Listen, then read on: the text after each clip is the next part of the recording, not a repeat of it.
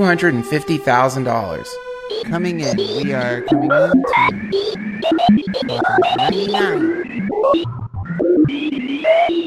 If you notice some reverb on the microphone right now, it's because I am doing the podcast from within a limestone cave in the Kafue Valley in Egypt. I received a grant from the Whittaker Association for $250,000 to spend a couple of weeks in this cave. I don't know why they gave me all that money to do it. It's just a cave with some limestone and a little cot and a mattress and a bowl that I use for my bodily functions and excellent internet connection. And there's a hot tub in the cave and some cameras all over the cave. And there are beings in the cave that come up from the subterranean tunnels and mount me in the night. And floodlights turn on when this happened, and the cameras film it for the Whittaker Association. So I'm glad to be part of this group, and I hope that whatever it is they're researching in some way helps not only the people of Egypt, but the people of the world. And do I enjoy the nightly mounting that I've been receiving? No. These goblin beings, they have distended bellies and very long probing fingers. Their noses are shaven and their eyes are droopy, black, jello-like mucus holes that weep rancid tears of garlic-scented plasma all over my chest and trembling buttocks. So I would love for the time to go by faster than it is. And I'll tell you, once I get out of this cave and get a good shower and a good night's sleep, I'm going to find a podcast studio that has some better sound in it. Well, I'll be. Here's a special treat that just fell through the mail slot of the blast door, sealing me in the cave. It looks like it's a song sung by the goblins living underneath my cave. Wow. Let's hear what they have to say. We are the goblins that live in the tunnels that run underneath of the cave you've been sleeping in. We are the ones that probe and do poke you and weep on your buttocks and discreetly film you. You just ignore us, so we keep doing it. You just ignore us, so we will continue forever and ever. We are the goblins that live in the tunnels that run underneath of the Whoa, those goblins are deep. They're also incredibly talented musicians. I mean, they're really out of sight. It's like those goblins are saying that if someone in your life is being oppressive or doing things to you that you don't like, if you don't speak up for yourself, then they're just going to keep doing it. But I don't know. I'm going to have to look deeper into the song to see if that's what it really means.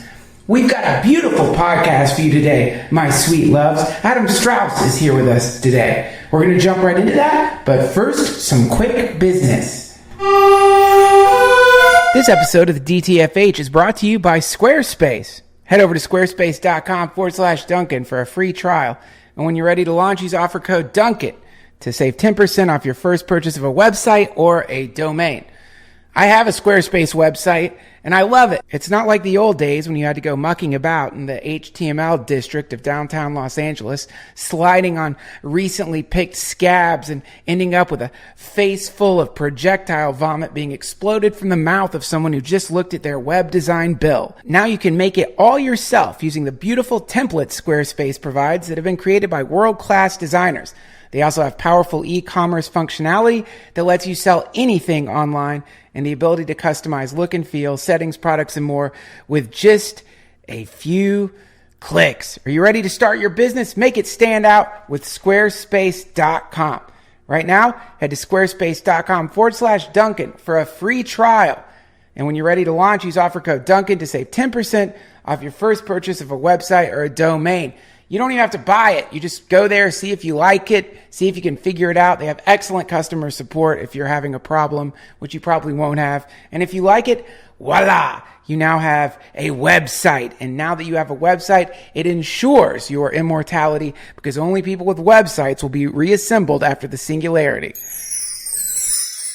Here's some exciting news. We've got a brand new shop located at DuncanTrussell.com with all new merchandise, beautiful wares for you to drape upon your sweet, sensitive skin.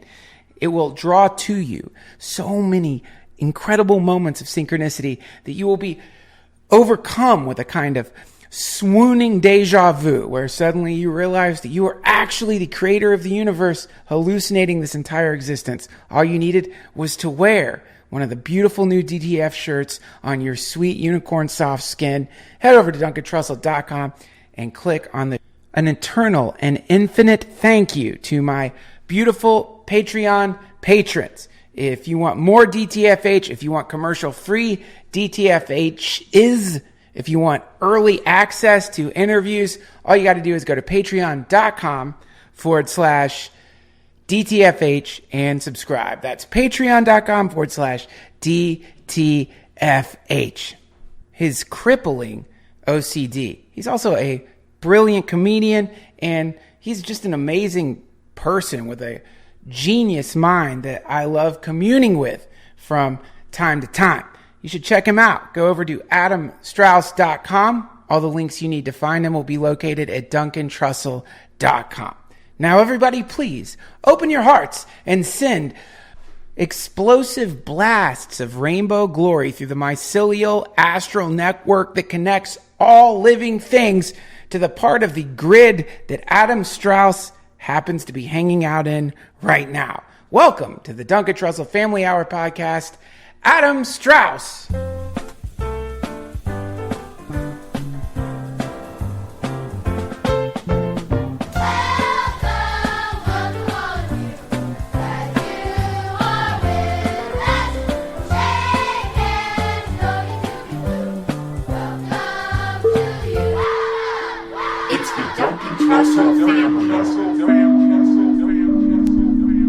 Adam, welcome back to the DTFH.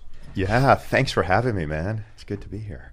Do you think of yourself as an advocate for people who have mental illness?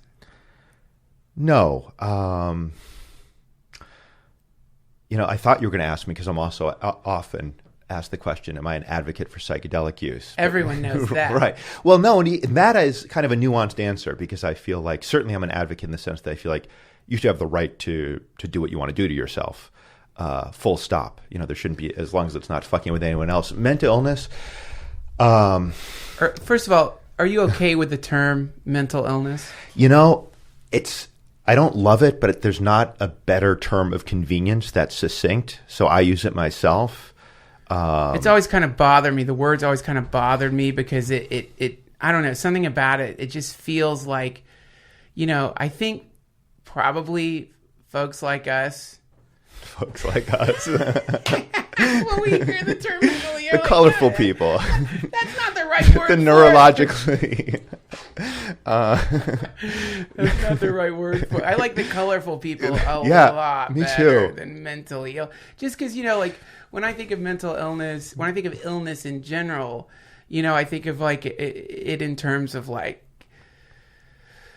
vomiting, sick, fever, and then like when I think in terms of what they call mental illness, I just think of people who have picked up patterns of reacting to the universe that don't seem to match the patterns that most people think are good or healthy or normal or societally pleasing patterns. And so sometimes I wonder if the term mental illness is more of a control term than an actual descriptor of the event. I like what you said much more, but it is a lot wordier. So it's mental illness. You have a paragraph there, but it is exactly, because I think what you just encompassed there is the idea that, first of all, these are, I think it's useful to think of these things as patterns, as sort of amalgamations of patterns. I can't do better than that. Things we've developed over time that probably served us in some limited context at some point in our life where we thought served us. Right. And now, the second part of what you said, that it's not even necessarily that they're maladaptive, though I think generally they are. And maladaptive, we'd have to kind of unpack that word. But they cause suffering, it seems like, that may not be necessary in the people who have these patterns. Right. But there is also an element of, there's this interesting work where you look at schizophrenia in countries where it's not pathologized in the same way as a medical problem, but more as demonic possession, say, or some form of temporary insanity. And the sufferers, and maybe they're not even sufferers in that context, but the people who have schizophrenia or would be diagnosed with schizophrenia in this country are not given medication. Instead, they're supported by their tribe, their community. And remarkably, it often seems to be fairly short-lived. This could get into a whole digression, but, I'll throw this out there.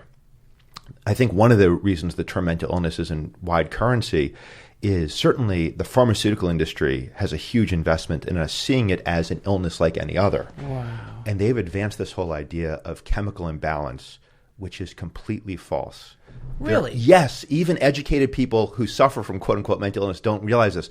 I'll state this without any caveats or any qualifications. There has never been a correlation found between any neurotransmitter level and any quote unquote mental illness. People with depression do not have lower serotonin than people without depression. This is 100%? This is 100%. Yes. Researched Yeah, this. yeah, yeah. I'm not going to do the Google search. I'm going to trust you here. Yeah. You've researched this. Well, then why are they called selective SSRI? serotonin? Yeah. So it started as a reasonable hypothesis where the idea was they noted with certain medications that they seem to increase in animal models, in rats, they increased the availability of certain neurotransmitters, and that would seem to change the behavior of these rats in a way. I don't remember the original studies, but but essentially would seem to change them in a way that they were more active, they were less quote unquote, sort of depressed acting. And in humans, it also seems like, at least with some people, giving them these medications can lift some of the symptoms. Right. So a reasonable assumption is, okay, if we're giving you something that seems to increase depression, then probably the problem in the first place was you didn't have enough depression. But that was actually found to be false. Wait, say that again. If Sorry. we're giving you something that increases serotonin. Okay, gotcha. Right. Okay. If we're giving you something that increases serotonin. You need more depression, motherfucker. Right. We have to increase your... That's called booze. That's right. So if we're increasing your serotonin, and you get less depressed, then it seems reasonable to assume, well, you probably didn't have enough serotonin to begin with. But that link in the chain is false. That is not... There are people with... It's very hard to measure depression in the brain in live people for obvious reasons, but when you do like metabolites, cerebral spinal fluid, that sort of thing, there are people with who aren't depressed, who seem to have relatively low serotonin levels, people who are terribly depressed, who have elevated serotonin levels. There's simply no correlation. And this was discovered decades ago, but the drug companies continue to push this narrative that mental illness is caused by a chemical imbalance because it's good for moving product. No one's going to argue against taking a medication when it's it's like a diabetic. You don't have enough insulin. You need to take insulin. You don't have enough serotonin. You need to take serotonin. But I have met people who are on SSRIs and say that thank God for this. If not for this, I would be dead meat. Like it definitely. I've met people who swear by their SSRIs who are, and not only that, but they feel really like resentful of the idea that it's a crutch. And I don't think it's a crutch. I don't. But I'm not saying that you're saying that at all. Yeah. But like it does get back to my original question to you, which is that we've so stigmatized mental illness in this society that any kind of like, oh shit, they're on antidepressants. Oh shit, they're taking anti-anxiety medication. Oh fuck, they're on Adderall. Oh shit, they're on this. Oh no, they're not. Oh no, ooh, I hope are you all right? That whole thing happens only with this particular sort of right. No one's like, oh, you fractured your vertebrae, you're gonna get back surgery. You're Boy, okay, no. I'm so sorry. You're diabetic. Ooh, you need insulin. Maybe you should try a little harder to. So you got a headache. Metabolize your glucose or whatever. You got a headache. All right. Well, you're taking Tylenol, huh? Okay. Well, I mean, do what you need to do, but you know what I mean? Like, there's now that's not everybody. but it is such a stigmatized thing that, and maybe hopefully less so these days, that people who sometimes will actually hide the fact that they're taking psychiatric medication for fear of persecution by or judgment. Yeah. Yeah. And I did. I mean, I was on these medications for 15 years. And I do want to make one point clear, though. There is no doubt that there are differences in brain structure between people who suffer from, I guess we'll just keep saying mental illness because we haven't come up with a better term, or the colorful people versus those who don't. So I'm not saying that there are absolutely biological, neuroanatomical correlates to mental illness. Right. But the whole idea that it's this simple thing, oh, you don't have enough serotonin and you're depressed or you have too much dopamine and you're schizophrenic, that's bullshit. Right. And in fact, the drug companies are actually forbidden by the FDA as of, I think, like 2006. More than a decade they've been forbidden for saying this in advertising. And they still do it sometimes because it's worth it to them to just pay the fines. It moves product that effect. They don't say it very much now. It used to be widespread in advertising. They don't say what?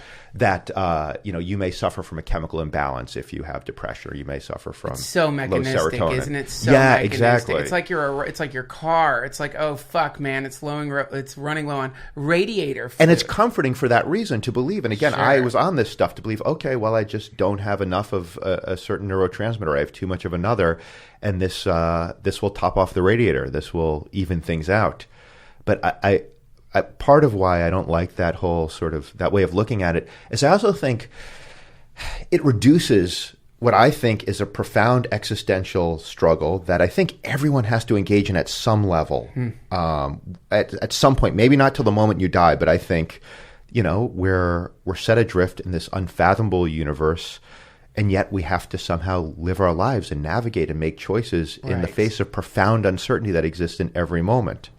Right. So I don't want to romanticize it, but I also don't want to reduce it to, oh yeah, you just, your neurotransmitters are a bit off. Yeah. That's great. That's beautiful. You're right. And that version of that hyper materialistic version, mechanistic materialistic version of how the human organism works definitely serves pharmaceutical companies in the most extreme way. Yeah.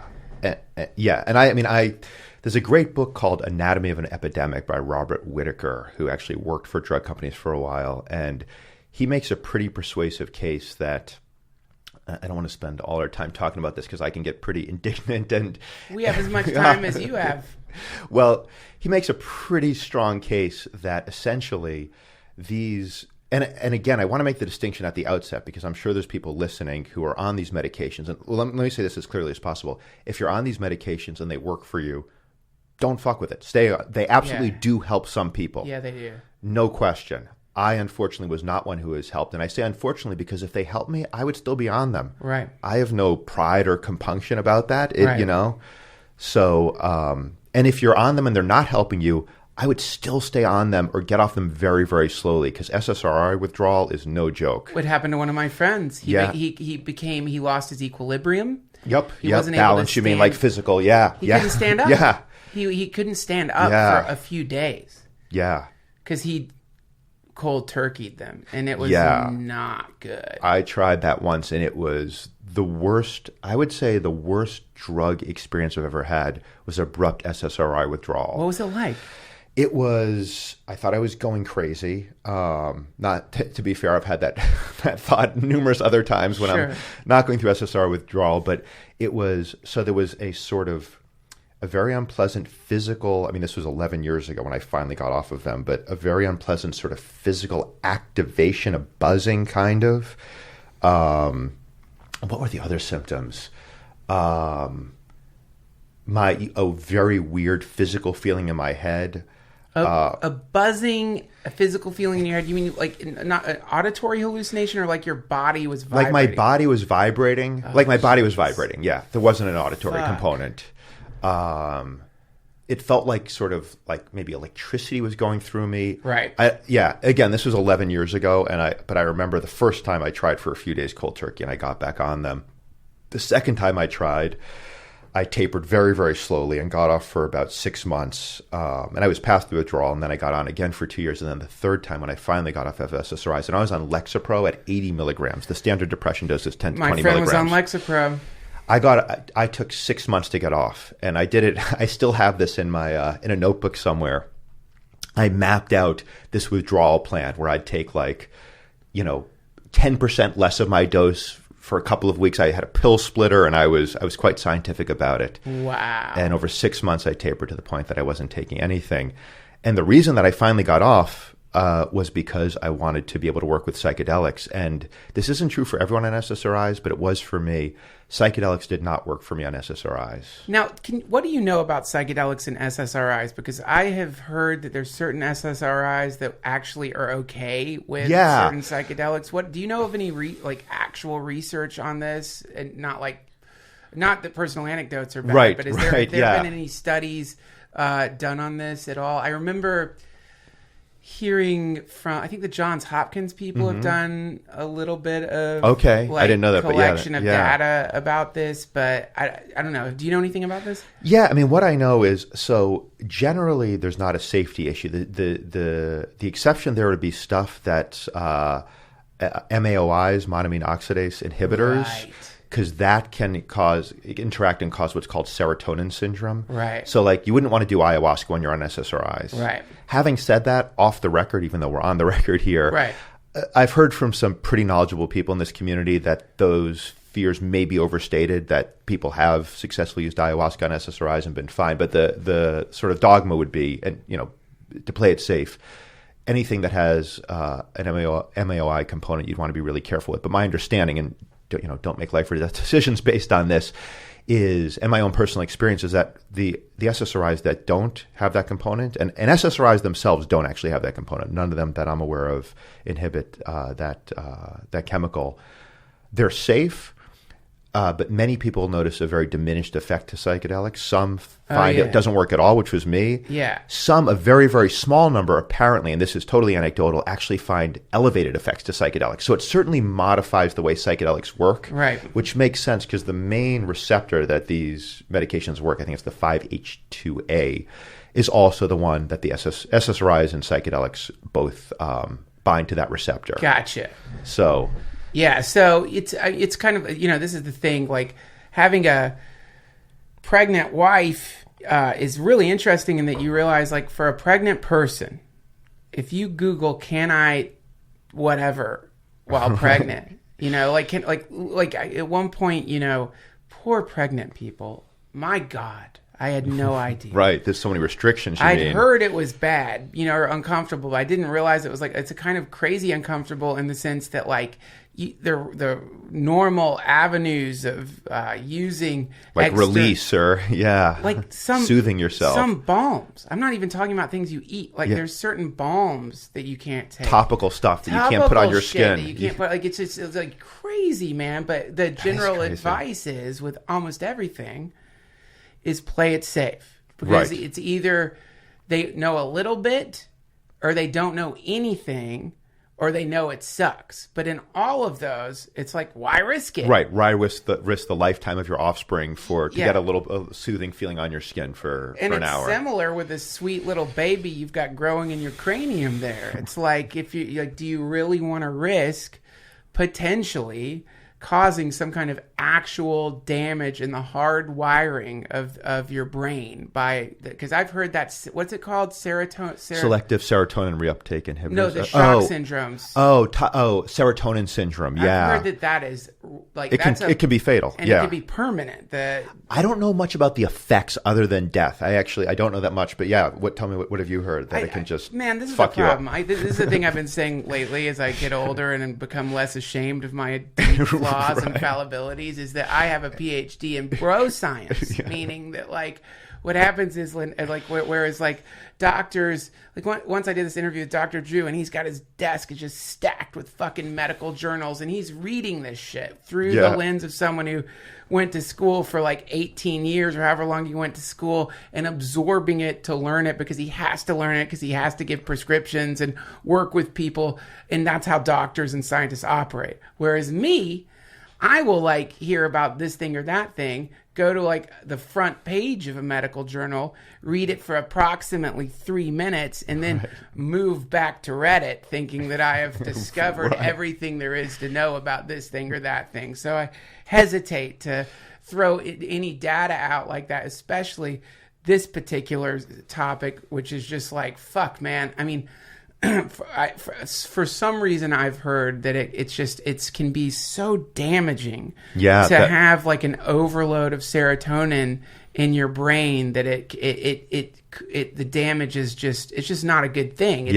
And if you don't die, you're going to have like the worst fucking headache of your life. That's one of the symptoms, right? Have you read that? That it's just like migraine level suicide headaches, and it's just like no good. So, you know, I like, that's why when I heard that there are psychedelics that work okay with SSRIs, I was amazed, because I had always just assumed, no, never, you can't. Most of them, I mean, again, my experience from talking to people, it seems like most people, so this is anecdotal, on SSRIs can experience some effects from psychedelics. And yeah, my understanding, don't make life or death decisions based on, I don't even have a PhD in pro science. I dropped out of college in that, but I would say I'm not aware of acute dangers of psychedelics that don't involve MAOIs. So the problem is ayahuasca, the actual ayahuasca vine is an MAOI. That's the problem there. So an SSRI combined with a source of DMT that's going to bind tightly to your serotonin receptors, that could be toxic, is my understanding. Right. But if you're on Prozac or Paxil or Zoloft or Lexapro, all of which I was on, by the way, I was on all of them, I don't think you're risking life or limb by using a psychedelic. But the operative word there is think. Well, you need a good psychiatrist. You need a psychiatrist that you can go to and actually... They're not going to... I don't think they're necessarily going to know. Sorry to cut you off, but I just... Because I feel like that's part of... And I guess the reason I unfortunately, I mean, one of the results of the drug war and the ban on these substances is we have a 40-year blackout on doing research. So SSRIs came up when there was a blackout on even looking at psychedelics. We just don't have good answers for a lot of this. But...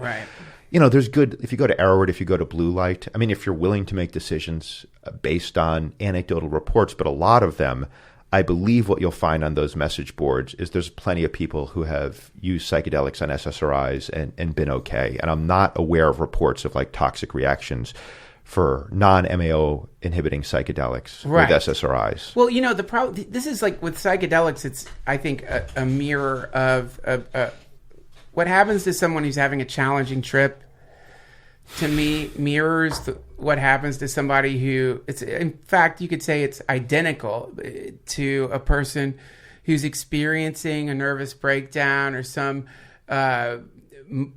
moment of crisis, personal crisis, or some, in that both of these people will begin to, if they're in the wrong environment, they'll begin to demonstrate a kind of shame based around it. So if somebody begins to, so if you're at a party and you are having a challenging trip, you will begin to feel embarrassed. There's a kind of very sad, almost John Wayne-esque sense of, what's wrong? I'm supposed to be having fun with my bros, but I'm thinking about my mom died. I'm thinking about how my heart got broken 2 years ago. I'm thinking about how I'm afraid to do anything in the world that's going to hurt anybody's feelings. And it's making me real sad. But everybody around me's dancing, and now I'm feeling real bad because I don't want to bring anybody down. And that's like a microcosm of what happens with somebody who has depression or mental illness in the real world, is they're looking around and everybody's either happy or pretending to be happy. And they're like, I don't want to burden you with this thing that's happening to me. And then they also feel like it's their fault. That's the other tragedy, is a lot of times people with mental illness, they think they brought it on themselves in this way or that way. They've been taught that, you shouldn't have done that thing, or know your guilt did it, or you're too guilty, or you blah blah blah. No. Or you can choose not to do it now. Just stop doing it in some way. Yeah, you can just stop that pattern. Smile and dance. You'll be fine. And then we get into that whole fucking unravelable yarn ball of free will versus biological determinism and all that shit. But I mean, certainly as someone who's been on the inside and still is sometimes on the inside of of just very trapped in my own suffering and thoughts. I can say probably on behalf of most people who have been in that state, if it was that fucking easy, don't you think I'd do it? Yeah. I mean, yeah. Maybe there is an element of choice. Maybe, and that is legitimate. Being human, there's so many layers and levels, and to know, there are times where I'm like, maybe part of me likes getting trapped in this cycle sometime because there is something comforting about it. Well, there's something comforting about imagining you have control. Right. That's a big part of it. Absolutely. Yeah. And I was talking to a woman who she works with psychedelics with a lot of people with PTSD, particularly often trauma from sexual violence. And she said something that never occurred to me. and she herself had been molested at a very young age. And she said, and I just thought it was my fault. And that was easier in a way. It was easier. Always. Yeah. That never occurred. That this conversation was on the 4th of July. We had this conversation. Yep.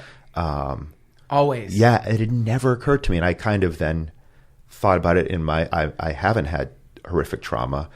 But also, maybe there's a part of the OCD control thing where it's comforting to think, okay, well, maybe I'm choosing this.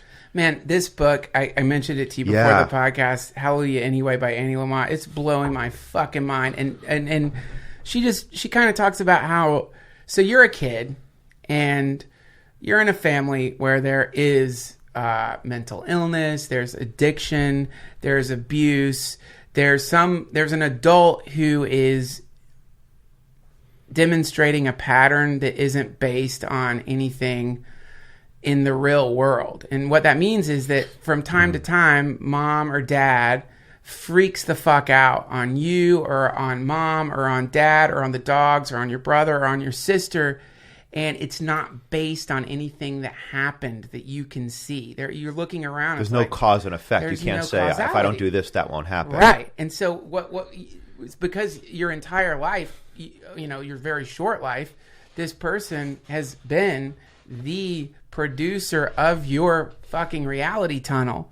Right. It is easier to imagine that you in some way or another instigated this seizure of whateverness that happened, whether it's like physical abuse, mental abuse, drug abuse, neglect, whatever it may be. It's easier to imagine that this is because of you than it is to realize that this person is not actually a good gauge of the way the universe works, because up until that point you've based everything, including your language and your movements, on the way they are. You've been tuning yourself to a tuning fork that is not necessarily in tune. And so to fix that problem, you self-blame. And you self-blame because you, as a defense mechanism, and you carry that with you through your whole fucking life. But what I'm just missing one link there. Why is that a defense mechanism to self-blame? How does that serve the person in that situation? Well, okay, so if I can imagine that Daddy is rational and logical and I did something wrong, then that means that I can begin to predict when the next rage is going to happen, right? And if I can predict when the next rage is going to happen, then I can reduce my anxiety. All I have to do is alter my behavior a little bit.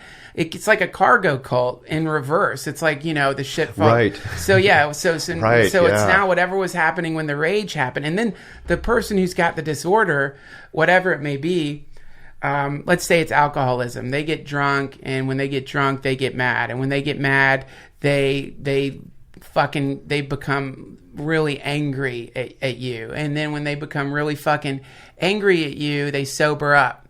And it's more difficult for them. They do the exact same thing the kid's doing. It's more difficult for them to imagine that they've got a mental illness, and that the reason that they did that fucking thing was not because the kid knocked the milk over, but was in fact because they've been drinking every day for the last 6 years, and their liver is turned into a fucking pretzel, and their brain is all withered and fucked up. And the reason they've been doing that is because they watched their mom get raped, but they forgot about that. So it's easier for them to to be like, well, the fucking kid's fucking goddamn Right. If only he hadn't done that. Fucking kid's clumsy. Yeah. What the fuck? The kid's fucking clumsy. He's got to learn. He's got to learn. If he doesn't learn from me, who's he gonna fucking learn Right. from? It's for his benefit. Yeah. So both parties in this terrible situation are engaged in a kind of desperate self-deception because it's more difficult to come to terms with the reality that the adult has got a little fucking skip in his record or her record that needs to be repaired. And so now we get this now we have like the story of so many dysfunctional families. Hallelujah Anyway, Annie Lamott, check it out. She breaks it down in the most compassionate, concise way where you're like, oh my God, this is what's happening right now in the world. This is what's going down right now. And it helps you be compassionate. You know, that's the thing. You know, the thing you said earlier, if I could fix this, I would, right? That right there, when you begin to realize that that's most people. Yeah. And like most people, if they could fix it, they would. Yeah, maybe everyone. And I think there for sure there might be some people outside of that, you know, because we have to we don't want to just say that everybody is without guilt. You know what I mean? Everybody is without Well, you still have responsibility for your choices and the consequences of those choices. I don't know if that's what you mean by guilt exactly, but I do think, I don't know, maybe this is a naive belief, but I guess I do think people don't want to cause suffering for themselves or others unnecessarily. Believe that too, man. Yeah, I really do believe that. It's one of the real heartbreaking realizations that you have when you realize that it's not as though the world is teeming with evil men and women. It's that the world is teeming with people who are doing the best they can do right now. And they're trying to avoid their suffering. And paradoxically, in most cases, certainly in my case, we could talk about this more in the context of OCD, but to keep it general, in my case, by trying to avoid my pain is almost the sole cause of suffering in my life because I have a pretty fucking amazing life. The universe has been quite merciful to me, which is a whole big existential question I have. Why am I so fucking lucky? But putting that aside, most of when I'm hurting is generally because there's some source of pain, some loss that I just want to avoid. And I'm going to run kicking and screaming. I'm going to try to crush it. Well, wait, let's reverse 3 seconds and go back to the thing you said right before that, which is I have all these great things in my life. Yeah. Why am I so lucky? Yeah. Yeah, let's explore that a little bit. You know, I think that that's I think it's funny because the two things are certainly related.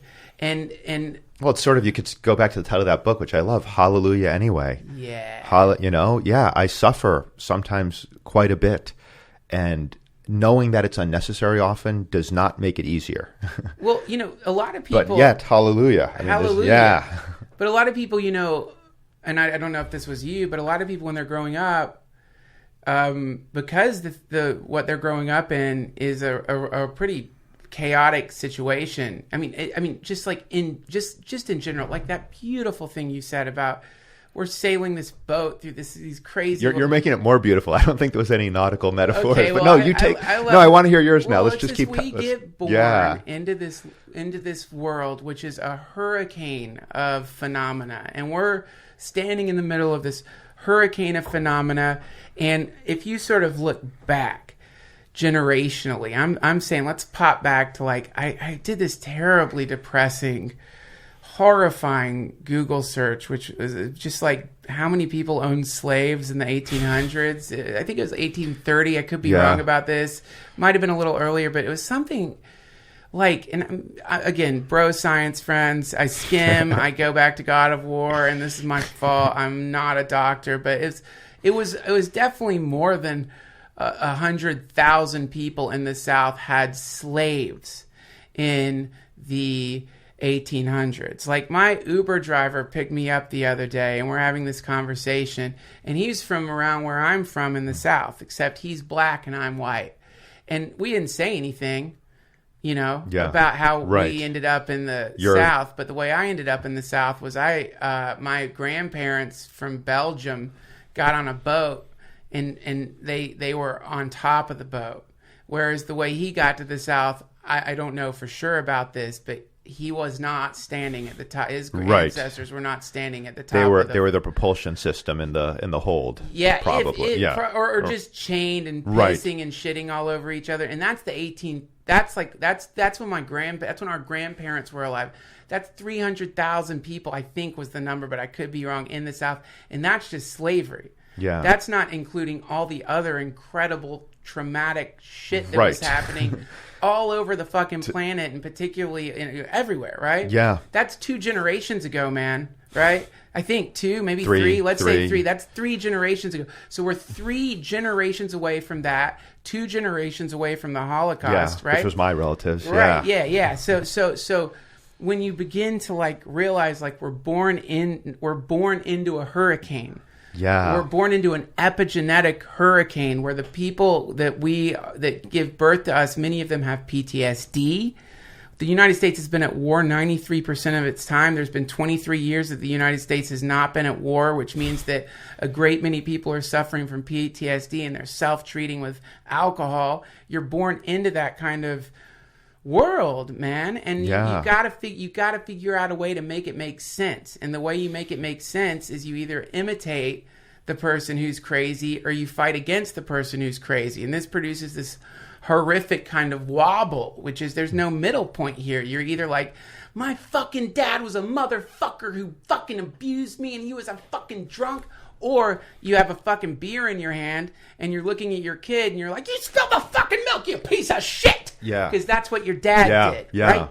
And so where's the middle? And it's that's the place that's we've got to figure out a way to tune ourselves to that, and I think that's what we're kind of looking at in the world right now. Forgive me for the rant. No, I like the rant. And I mean, yeah, but I would go a step further and say, all right, let's even look at the 23 years without war. Let's look at it on a societal level, but also even I'll bring it back to myself, not just because I'm a narcissist, but because I do have a PhD in myself, at least, if not in many other things. I had a pretty stable family, a pretty stable upbringing. Now, if you want to talk about epigenetics, yeah, a lot of my relatives were in Eastern Europe when World War II broke out, and none of them made it over. Can you describe? I have a feeling you definitely have a more concise and a deeper understanding of epigenetics than I do. Can you describe that a little bit for people listening? I don't know much about it. What I know, I'll give a plug. Joe Tuffer, who I think I have an extra copy of this book, Duncan. I'll shoot it over to you. Has a book called The Fellowship of the River, where he talks about epigenetics in the context of psychedelics. And so that actually, my knowledge comes mostly from him. He's also the one who, when I did your podcast last time, the one who was tending to me when I thought I was dying on ayahuasca deep in the jungle of Peru. Okay. And but so my understanding is, it was thought until some recent time that, genetics determines certain traits, physical, emotional, mental, etc., which is true. But there's also epigenetics, which is basically genes can be turned on or turned off by environmental factors and stressors. And once they're turned on and turned off, that's now part of your genetic makeup, and it can be passed on. Right. So if let's say my grandmother had horrific trauma, she was in the States, that's why she made it, but her relatives, her mother, her sisters back in Lithuania or wherever were all exterminated. That must have been terribly traumatic for her. She subsequently gave birth to that trauma could have activated, almost certainly did activate, an expression of certain genes. Yeah. And then those genes are activated, and I'm going to say I'm 60% confident in what I'm saying now. I'm not highly confident, but the general idea is that once those genes are activated, now she has my mother, and those genes can be passed on to my mother that would have otherwise been dormant. So essentially, the really, put it in the broadest strokes possible, your environment affects your genes, which then is passed on to future generations. So, the son, the grandson, the great-grandson of the slaves and the slave owners are both carrying the genetic inheritance of that. In a sense, we're carrying the genetic inheritance of all of our relatives. Yeah, that's right. Or potentially. I mean, it's, yeah. Well, I mean, and again, like what we've done here in this conversation is to get incredibly mechanistic. Something I was railing against earlier, which is to sort of like break down like pathological antisocial behavior patterns to a genetic level. But I think it's good to start where we can start. I have to jump in because it also pulls it out of the mechanistic thing in a cool way, because if you believe in free will, which is a whole fucking thing, then this also implies that our choices can change our genes. Right. Let that sink in. Your choice whether or not to drink ayahuasca, but also your choice to be compassionate to the woman in front of you at the airport who's too slow taking her shoes off, which is an experience I had yesterday. Holy shit, dude. That just is fucking insane. So it's like, okay. This is what it's like. It's like, right. So if we go off the premise, which these days seems like it might be a little controversial, which is that people are doing the best they can right now. Or doing what I would say people are trying to, we have to define doing the best they can. I don't think everyone is doing the best they can for the good of humanity. I know I'm not most of the time, but they're doing the best they can to get by, minimize their own suffering. And I guess this is how I'd look at it for myself. First and foremost, I make choices based on my own selfish interests. Not 100% of the time, but I'm going to say mid-90s. Okay. Majority of the time. Okay. But then once my own basic choices my own basic needs are met, or it's not operative, I have enough food in my belly, so I don't have to worry about what I'm going to eat. Then when I can do something that benefits someone else that doesn't have too high of a cost I deem to myself, then I'm going to do that. Okay. And I think that's true of everyone at some level. I really do. Okay. Yeah. I think that's what I'd say the best we can. And I don't think there's anything to be ashamed about that, by the way, if that's you. And I think instead of thinking like, okay, here's a better way to put it is this. Yeah. Instead of thinking like, let's create a premise. Here's a very fun premise to work with personally, which is you, the listener, and you and me, right now, in this moment, you're doing the best you can. You went through some shit, man, and now you're doing the best you can right now. And you can look at yourself, and your brain might tell you, or your conditioning might tell you, no, I'm not, man. I should be jogging. I should be less selfish. I should be kinder. And usually people will refer to the past. So they'll right away be like, no, I fucking introduced my brother to heroin, and he died. So no, I'm not doing the best I can now. It's like, no. Right now, play around with the lens of the concept, with a lens, look through the window. Even if you have to do make-believe, it's in other words, like right now I could say to you. It's a thought experiment, sort of. Yeah. I could tell, I don't know about you, but many people I could say right now, you and me, we could do it right now. Let's pretend that you and I are police officers. Let's just pretend as an acting exercise. Yeah. It's easy to do. We can do some really shitty improv, right? Dude, can you believe that is too tie-dye. You're not allowed to have that much tie-dye hanging on the wall, man. That's local regulations. Code. Yeah. Fuck it, man. I'm gonna keep it up there. No, sorry, man. Sorry. We got to pull you in. Yeah. Re-education. That's my tapestry. Yeah. I don't know what you're calling it, but that is clearly forbidden by local regulations. I knew it, dude. It's purple. No, you can have purple and you can have pink, but not in the same tapestry. Fuck! Yeah. This is not the first time we've come by. We've given you multiple warnings. I'm going back for life, man. You are. It's the 3 strikes rule. So easy. That's easy. It's going on my acting reel. Easy to do. But if you try to do the exact same thing with yourself, which is just imagine that right now you're doing the best that you can right now. And imagine that back there when you did all that shit that you did that you shouldn't have done. You're right. That was fucked up, man. It hurt people we all wish that we hadn't, but we did, right? And you just imagine that, right? But right now, you're doing the best you can. You're doing the best you can right now and just sit and play around with that idea Yeah. where it's like you're doing it.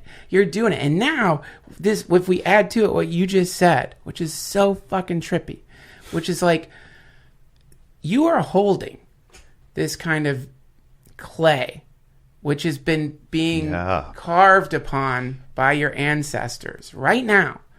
And this clay, it's like got all these like crazy like signatures and glyphs grooves and this little thing, this clay, man, this is what you're going to pass on down the line, right? And during this little brief, it's almost like we're on a conveyor belt, a temporal conveyor belt, and our lives are when this ball of clay, this genetic mass that's been being refined, or like a relay race kind of, maybe. Yeah, getting passed down.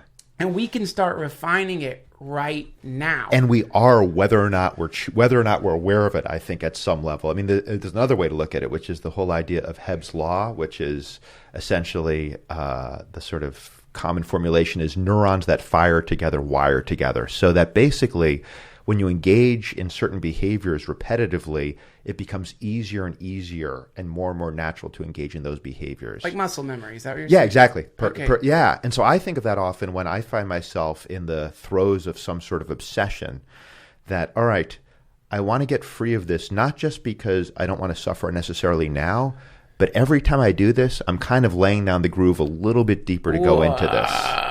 And so if I can break free of this, which is a whole process of not fighting it, but actually surrendering to it, the payoff is I'll get free. Often by surrendering to, we're kind of taking a little bit of a right turn, but by surrendering to pain, it may intensify the experience of it in the short term, but the fruits of that are freedom. So I'll get out of whatever obsessive rut I'm in or depressive rut, you or someone may be in more quickly, even if it hurts a bit more, kind of ripping off the Band-Aid metaphor. Yeah. But the other payoff there is I'm starting to lay a different path down. And next time it's going to be a little bit easier for me to go down this path of choosing surrender and choosing ultimately peace rather than fight and struggle or wallow, whatever the pattern is. Right. Yeah. I love it, man. And that's kind of self-compassion, where it's like, for me, where it gets really interesting is like I have noticed that I get way more excited if I start doing stuff that isn't for me than if I'm doing stuff for me, right? Like it's enlivening in a different way. Yeah, it taps into there's something different. There's a different feeling. What's like one of your favorite movies that you've seen recently? I don't really watch movies much, and that's a weird thing to say. What's the last movie I saw that I really loved? What about like a book or like what's something you really like, or a song? What's like a song? I mean, it's like I hate being asked these questions. My brain spins through a million. Right, exactly. What's the right answer here? Give me a moment. What's a let's see. All right, the last book I read, it was a bestseller. It's quite popular. George Saunders is one of my favorite authors. He writes short stories, but he came out with his first novel about a year ago called Lincoln at the Bardo, and I finished that recently. Did you like it? Yeah, I loved it. It's his short stories are, I may prefer them slightly. It was kind of like an elongated short story, but yeah, there were passages of it that were transcendent and kind of, he sort of taps into sort of a psychedelic state of consciousness without, like, he can bring his readers into this state of kind of intimations of oneness, of order, was there a passage that you remember in particular that you could like paraphrase? Yeah, there were, I mean, sometimes the language is just so beautiful. Sure. There's one passage where he's talking about, it's in the first person, and it's this. So Lincoln is, Abraham Lincoln, and so this person is living in the 1850s or so.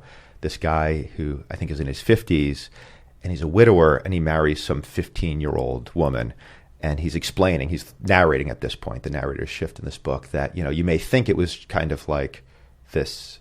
I'm going to avail myself of the marital prerogative, an older man taking advantage of this younger woman, but that's not how it was.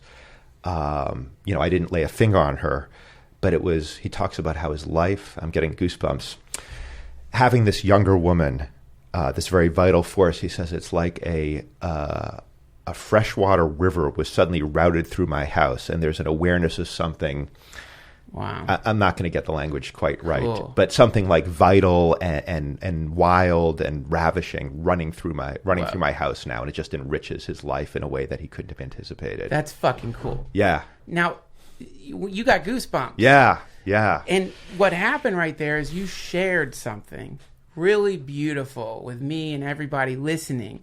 And you got to relive that moment of joy that you had the first time you read that passage. And it became exciting again. It became completely new in almost better than new in a certain way. So if I am with a friend who has never seen, like, for example, my wife has never seen Groundhog's Day, the movie with Bill Murray, which I think is one of the most beautiful, perfect depictions. That's one I have seen, actually. And it's amazing. And more than once, appropriately enough. It's so beautiful because it's like, to me, if you want to really see like a great depiction of what happens when, like, it's a beautiful metaphor for when your life gets stuck in a pattern, a rut. And yet you can make different choices within that same rut. I never thought of it that way. It's so beautiful. And she's never seen, I've seen it a bunch of times, but tonight I'm going to fucking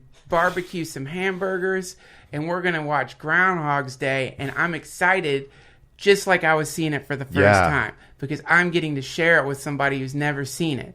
And that, to me, is, if I just was like, thinking like, tonight I'm just going to sit down and watch Groundhog's Day again, it'll be cool.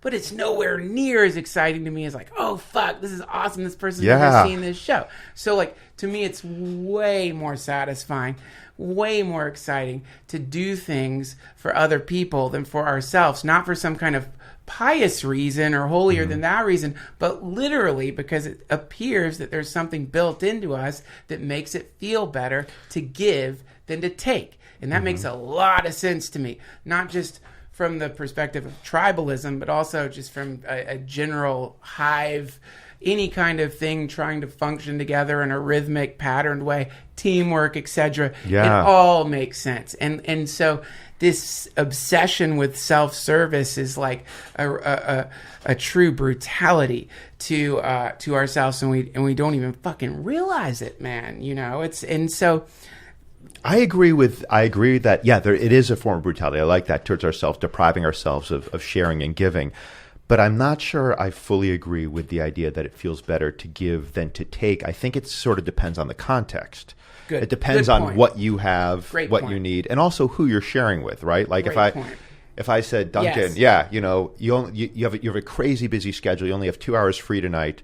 What I want you to do is watch Groundhog Day with the guy who, some random guy I'm going to pull off the street, or someone who you don't particularly like. Now, you might get satisfaction from sharing it still, but if there's more of a cost, I think and I think this comes back not to tie it in, not to be too contrived in terms of tying it together, but I think this is part of the reason why it's fucking hard being human, because it's not so simple as it's better to give than receive. It's always these nuanced things that depend on all these different factors in our experience. Sure. And navigating what our own needs, what to give to other people. But I absolutely do agree with the last thing you said, which I think depriving ourselves of giving or sharing, it's a form of violence against ourselves, and one that I think many of us regularly practice because it's not really, there's so much emphasis in society now about efficiency and output and maximizing, and people give lip service to helping other people, but it's not valued in the same way as, what did you get done today? What have you accomplished? How's your career going? No, not at all. And in fact, it's that the phenomena of the way we treat our caretakers in this society. Yeah. It's like, if you really want to understand how it is, we brutalize our caretakers. Nannies get treated like fucking shit, man. Yeah. Nannies, teachers, maids, in terms of teachers. Oh my God, you're a maid. What? Oh my God! What? You keep people's houses clean? Oh, whoa!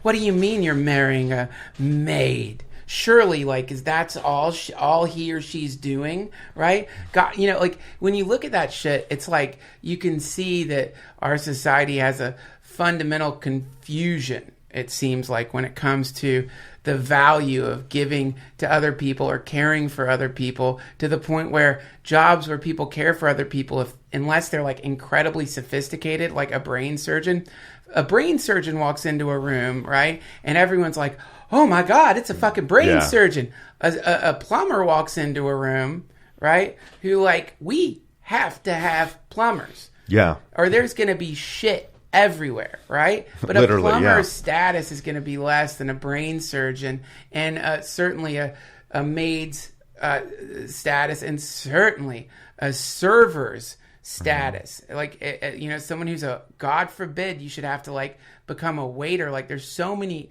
actors and artists who desperately want to avoid making money as a waiter or a server, not because they don't want to do the work or because they're lazy, but because of the shame attached to serving other people and not making money from their art. And it's all related to the stigma against serving other people, which to me is there as a form of like vast misunderstanding. And I think that we could actually tie the capitalist mentality and of profit into service, as long as we remove ourselves from the idea that money's the only currency. Right. Yeah. You know? Yeah. That's the move. I mean, yeah. And I think part of it is, I mean, a brain surgeon generally gets more respect in society than a maid, because it is objectively hard. It requires a higher degree. I was going to say harder, and then it's objectively harder is maybe a silly thing to say, because it depends what domain you're defining it based on. But certainly there's a lot more training.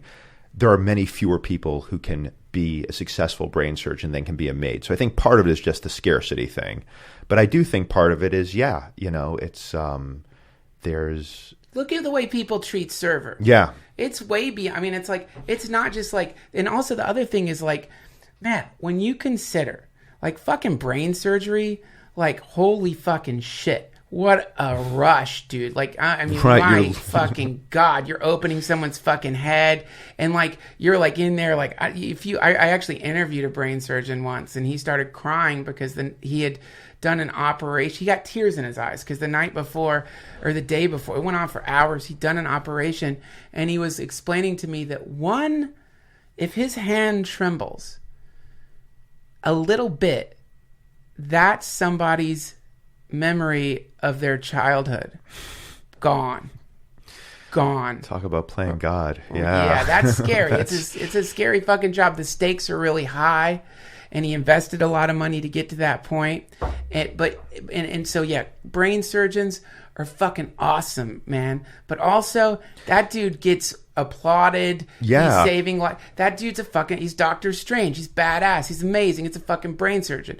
A maid, right? Who we love maids. We love them, don't we?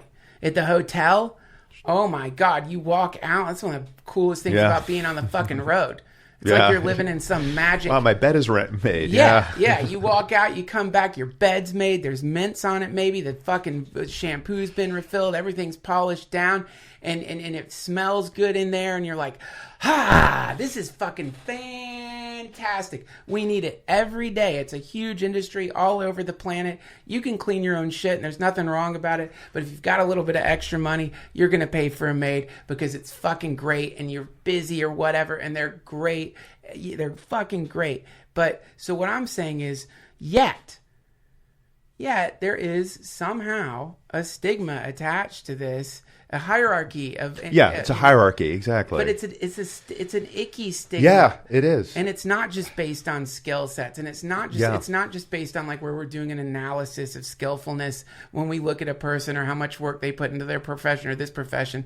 It's that we've got a kind of caste system that's based on employment in this country and isn't based on a person's compassion or love or generosity or giving. And that is capitalism. I think that is, I mean, like you said, unless if you decouple capitalism from money, which is certainly possible. It is. Right? Money doesn't have to be the endpoint that we're measuring in terms of creating value and in terms of trading for goods and services. But if it is, then yeah. And I think, but you said caste system, and I think that's a perfect phrase, because the thing to keep in mind is so much of this is not due to talent and ability. That is a factor, but a lot of it, I mean, here, let's bring it back to your experience. maybe that it's not coincidental that you were the passenger in the Uber, and the son of former or grandson of former slaves was the one driving the Uber. There's wealth concentrates generation to generation in this country. Exactly, dude. That's the other thing. So exactly. I forgot to mention that. Yeah. That's the most fucking awkward point. That is the most awkward point, and that's Yeah. why like the whole reparations thing, man. I feel like to me reparations are a no-brainer. I mean, especially when you look at people who got wealthy essentially off the free labor of slaves. Give that fucking money to the descendants of those slaves. I mean, it's easy to say. It's hard to actually implement. But to me, anything that sort of undercuts this perpetual reinforced class system where the people who have money, their offspring have more opportunities, and therefore they're making more money, and therefore their offspring have even more opportunities. Let's face it, man. Reparations are not going to happen in this country without a bloody revolution. Yeah. Or without a shift in consciousness. Right, I was going to say, yeah. That is so profound. And I don't think that's impossible. And if maybe this is where we bring it back to psychedelics, I think. Well, it's not fucking impossible But it is a massive, massive, massive shift from where we're at today. Absolutely. No, I think it's like what you were saying. If we decouple money from capitalism, which can be done, and it certainly can be done. And one example of it for sure. I mean, like if you really start thinking about the various, it's really interesting to think about all the different forms of currency that exist, that it can be quantified right now, right? So we have quantification mechanisms in place right now for some very interesting forms of energy. Specifically, this is what's being called cryptocurrency is one of the examples where we've got this bizarre way of monetizing Bitcoin mining, like energy being spent to crack, to like do these like long-term encryption or decrypt. Right. Yeah. So that's one form of currency, and that's a currency that can be directly converted into the currency of this But that's sort of the same, isn't it? Because it's energy that is then assigned a value, which I'd say energy of the maid or energy of the brain surgeon, which is also assigned a value in the form of pay that then can be redeemed for other goods and services. I don't see cryptocurrency as it's still like money. Oh, but this is I'm trying to like move down the line. Okay, right? all right. So we have cryptocurrency, which is like some kind of, and I won't even fucking pretend to understand cryptocurrency. Anytime anybody starts telling me about fucking cryptocurrency, I like listen as hard as I fucking can, and then this weird feeling. I get this weird feeling, and I'm just like, well, I'm gonna think about it some more. You're telling me at some point forests are gonna be able to pay for themselves through the blockchain.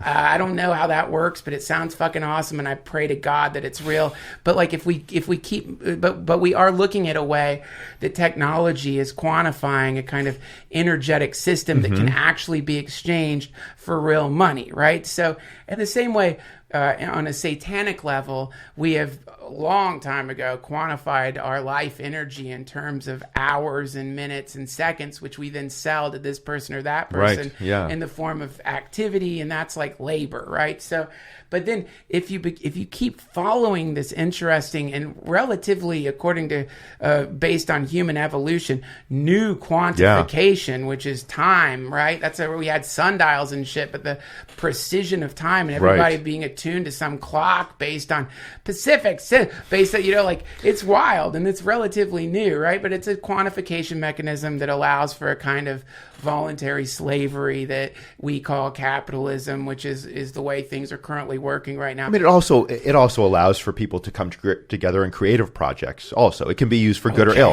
Okay, well, there you go. That's exactly right. It's a tool. That's a tool, right? But I think it's a tool that generally causes more harm than good. It has caused a great deal of harm. But if you keep following this interesting form of quantification, then you start running into like these really new technological quantification mechanisms, which is likes and faves. Right? So now we have another form of currency. Now this currency is really interesting in the sense that it cannot be directly converted into money. I cannot directly convert my retweets or likes into money, unfortunately. But I can't do it. But in a weird way, it can be converted into money, but it takes a couple of Right, extra there's a few steps. steps. You have more influence, therefore people are advertisers on this on your podcast are going to pay more money and right. Social wow. clout. Yeah. People might start giving you stuff and right, you get more lucrative gigs. Yeah. Yeah. And so right here, this is what I've come to lately, Adam, and this is where it gets really fucking trippy. Let's get trippy, man. This is where it gets really fucking trippy. So there's a term that gets thrown around all the time, and the term is fear-mongering, right? And so the idea is it's the selling of fear. I saw it, right. You had a tweet about this recently. I've had this epiphany, and it's all completely related to Paul Simon. Paul Simon has this, there's a song called The Coast, and in the song called The Coast, the lyric is, and I'm going to sing it just to talk about... I'll drum. I don't have any Talk instruments. about fucking fear-mongering. Get ready to be afraid when you hear my voice. But the song goes, this is a lonely life, sorrow everywhere you turn. Now that's worth some money. Think about it. That's worth some money. Think about it. That's worth some money. Think about it. That's worth some money. Now, when you think about it, it really is worth money, and we can start at the very top. Who makes the most money off of this? Off of spreading fear? Well, it's the military-industrial complex. We need people to be afraid so that we can have war. But we are weapons manufacturers, and specifically, but people who make guns too. We need that. But like, it doesn't stop with that. It keeps going, and it's hitting Twitter now, which is that because. If you and I, and this rant is about to end, I swear to God, and thank you for being I'm such enjoying a good it. I want listener that is pulling it out of me. You and I are walking down a path in the forest, right? And one thing's for sure. If at the beginning of the walk, our guide, let's say we have a guide. If the beginning of the walk, our guide says to us, hey, listen, I'm going to point out the trees to you as we go on this walk. It's part of the payment that you're paying. But for an extra $10, I'll also point out the poisonous snakes. You're going to pay for him to point out the fucking poisonous snakes. It's like, all right, here you go. I don't want to get bitten by a fucking snake, right? So our minds are programmed to not really look at the trees because all the green, you can see all the fucking green, but the fucking snake's going to stand right there. Negativity bias, yeah. It makes sense to attend to danger more than it makes sense to attend to good things. Exactly. Beauty, yeah, absolutely. Meaning that if I tweet... And this comes back to mental illness too, but I want to hear you finish your point. The conclusion of it is this. If I tweet...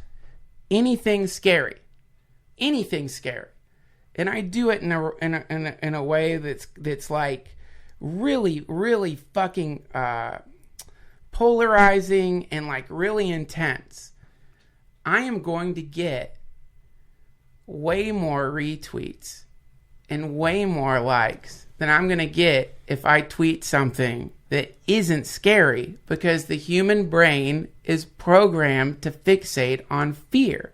So what we have here is an unintentional monetization in the form of likes and retweets of the spreading of fear and the accidental programming of people by whoever's on Twitter to like want to tweet scarier things, because when they don't tweet scary shit, they get less retweets and likes.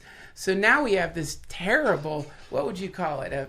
A feedback loop where all of a sudden somebody's like, oh my God, every time I tweet they don't even think it. They're just like, whoa, that got 20,000 fucking retweets. Right.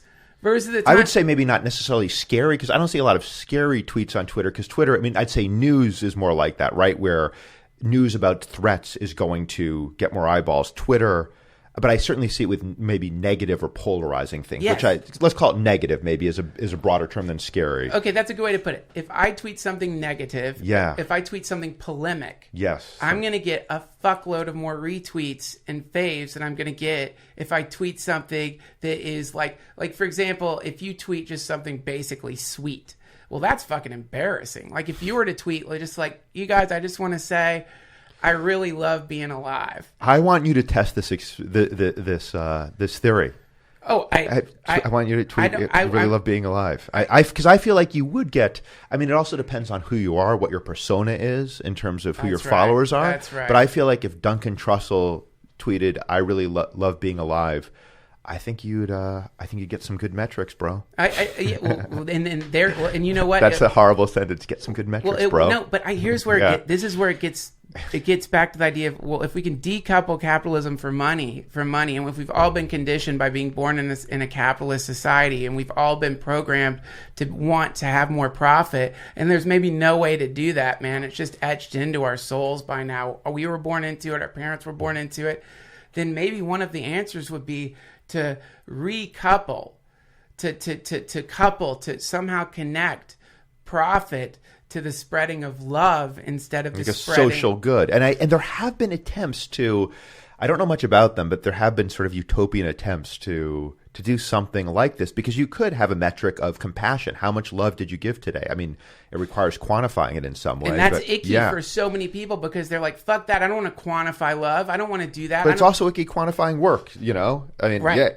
Saying that, okay, well, you're a maid. This is worth this much. I mean, it's mostly we do it based on supply and demand, right? Rather than the intrinsic value of the work. The essence of the thing is, if there were a way to just introduce people to a pretty amazing thing, which is that when you give something sweet to another person, and it doesn't have to be some massive thing, but when you offer out into the world something that's like truly compassionate, truly loving, not like just something, anything at all like that, you feel better than when you offer up to the world something that's really scary or dark or like really fucked up. Like it's you just feel a little better, right? And Mm-hmm. maybe there is a reward mechanism built in, but right now the reward, people are being it's rewarded. flipped around, because it might feel better to do something good in isolation, but the retweets that you get feel even better that you do from spreading something negative, is what you're saying. Yeah, right. Yeah. So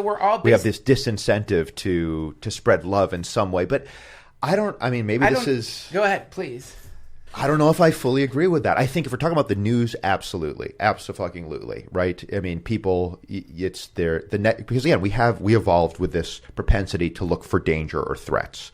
So the number one forwarded news articles on nytimes.com are generally going to be something, fucked up Trump did, or something that their readership is going to consider threatening or scary. But social media, because I feel like there's a growing recognition of the price that we're paying for the world we live in, the world that we've created, which is a world built of technology, which fosters these ephemeral connections, but ultimately limits, when you're in front of a screen, you're not connecting the way you are person to person. So I think the fruits of the world that we've created are isolation, loneliness, fear,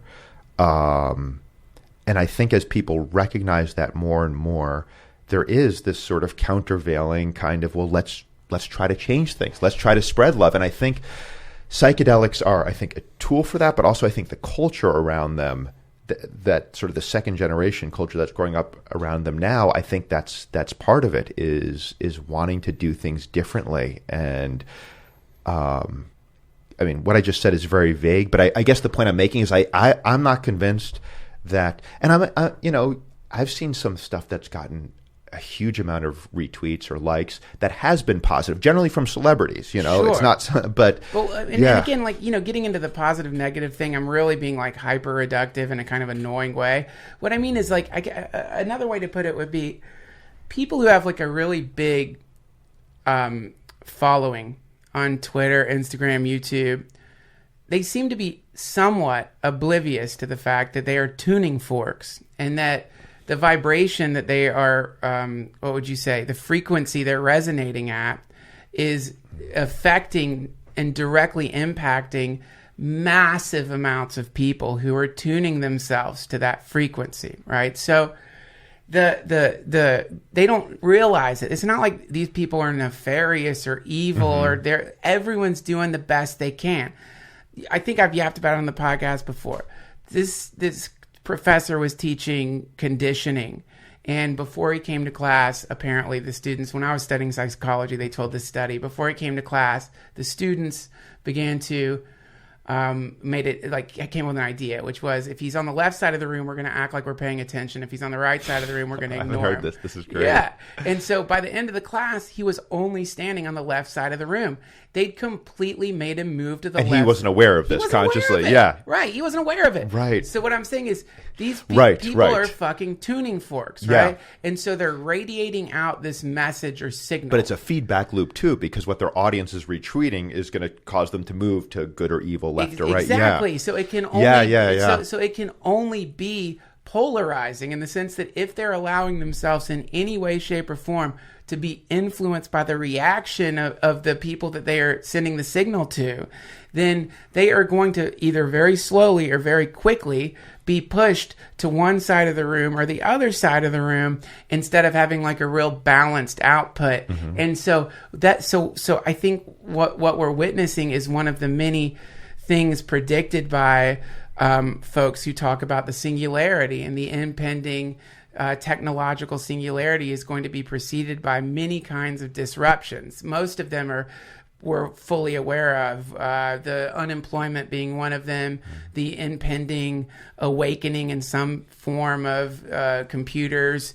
But like intelligent computers and people not having jobs because computers are doing everything. Yeah. But one of the things that maybe is a little less, it hasn't been predicted as much or hasn't been talked about as much, is the fact that by becoming connected in a technologically enhanced way to massive amounts of people, we're unintentionally tuning huge populations to some kind of frequency. And if the frequency that you're tuning them to is a frequency that's coming from you accidentally being out of tune, then you're basically detuning shit tons of people. And now we've got all these people who are a little out of tune. And this is called, God forgive me for saying it, the United States of America. Mm-hmm. It's supposed to be a choir. It's supposed to be a song. It's a song that's made up of lots of different people. Yeah. And now that was the dream. It obviously hasn't been that way maybe fucking ever. But what a beautiful dream. Yeah. United States, right? A united state. And I'll tell you, man, if I've got to like unite, or if I want to like tune to some kind of frequency, I don't want to tune to a frequency where of like panic. I don't want to tune to a fucking frequency of naive delusion. I don't want to tune to a frequency of somebody who's like, everything's roses, baby. And there's fucking tigers and fucking goddamn giant eagles flying by. Fuck you, bitch. There's fucking death, right? But I'll tell you this. If I've got tigers in my jungle and I've got giant eagles flying overhead, I for sure, if I'm the leader, am going to do everything I can to calm us down first. Like, guys, we got some fucking giant eagles and we got some fucking tigers, but we can handle this together, and we can do it in a way that doesn't have to be scared. That does, because we're going to function way better if we're not afraid. That's how I see it. You know? And so there's actually more of a, I think some people, maybe they're not realizing that what they're saying is certainly true, which is like, man, fuck, we've been at war 93% of our fucking history. We're dropping bombs on fucking kids, and we've been doing that for 93% of our goddamn fucking history. We got these pharmaceutical companies selling poison to people. We have a massive problem with like black people being shot by cops and fucking arrested, and these are people who got dragged here 3 generations of fucking ago, and now we're throwing them in fucking jail. Like, it's all true, right? This is all true. But is the way to deal with these problems to just fucking demonize and polarize and attack and banish and shame and send out that fucking frequency that has been tried for so many generations and has failed every single time, or we'd be in a utopia? Or is it to figure out a new frequency to send out, which has behind it the intention of reducing suffering as much as we can? I think it's the latter, if you ask me, right? I agree. I think it's real hard. I think a lot of it comes back to evolution, where, threats, we evolved to crush threats. or to flee them. Right. And so that's the person doing the bad thing, whatever you perceive as the bad thing is, even if things that everyone would agree, black person getting shot or bombs dropped on babies, it's still, it's very hard to, it's certainly appropriate to demonize. It's not inappropriate, but is that actually going to change things? Doesn't work for my poodle. Yeah. I'll tell you this much, man. My fucking poodle pissed on my goddamn Swiffer today. Now, I'll tell you, if screaming at my fucking poodle made my poodle act like a better fucking poodle, I'd have a goddamn circus dog. That son of a bitch would have ridden a bike by you when he came in today. Yeah. I would have been very impressed. If that was my greeting. It doesn't work. Yeah. It doesn't work. Yeah. It doesn't work. If it worked, it would have worked by now. It doesn't work. And I think this is the same thing we see on the societal level, but also the personal level. Because what is, mental illness, and again, we keep using that term, but a signature of it, certainly with OCD, but I think in most forms, is that also I should be better, that beating up on oneself. Yeah. That ultimately, paradoxically, just makes the problem worse. Yeah. That's where it starts. Yeah, right exactly. there, man. And to get back to your psychedelic point, I think that if the idea is like, oh shit, we're all tuning forks, and oh shit, we're accidentally tuning way more people to our frequency than we thought we were, every single one of us, then the next logical question would be, fuck, if I'm a tuning fork, what have I been tuning myself with? What am I using to attune myself? And a lot of people have been using randomosity, chaos, social media, news, weird data streams, and not realizing that they're tuning themselves to that. So I think where your point with psychedelics is that perhaps psychedelics used in a intentional way could be a kind of tuning fork, couldn't they? Like maybe the psychedelic state could retune us in a certain way that would then allow us to send a frequency out that wasn't quite so laced with an undercurrent of fear. Maybe. Yeah, maybe. Yeah, I think that is part of it. I think part of it absolutely is that I think these drugs / medicines, I don't really care what we call them, do have the potential to open us up to a different way of experiencing. And the fruits of that generally, not always, but generally seem to be compassion for self and others, empathy, and then sometimes, you get those +4 mystical experiences where, holy fuck, it's all one thing and I'm it and it's me. And then from that, that's sort of the max injection of empathy and compassion. If it's all the same thing, how are you going to be shitty to the maid or the server? That's you. Or how are you going to be ashamed of being the maid? Right? Yeah, server? Exactly. And you're also the brain surgeon. Yeah. And but you've had personal experiences with this tuning fork. This is like the entire. And that's why I'm all healed now, Duncan. That's why I am a paragon of mental hygiene and enlightenment. I'm actually your listeners can't see this, but I'm actually levitating above the chair about amazing, 8 you guys. Yeah. And the thing that's really annoying, no offense, man, I really love that you came here. But what's really fucking annoying is that angels keep appearing out of portals and like kissing his face and wiping away. He's been crying a little bit when he gets my tears here heal cancer. Actually, that's why they're collecting the tears for me? Dude, you should for sell sick that. children. You should sell that to I'm a looking at pharmaceutical company. I'm going to monetize it for likes. Is really what I'm looking for. I have a bigger play here. Turn it into Bitcoin. Yeah, I could turn my tears into Bitcoin.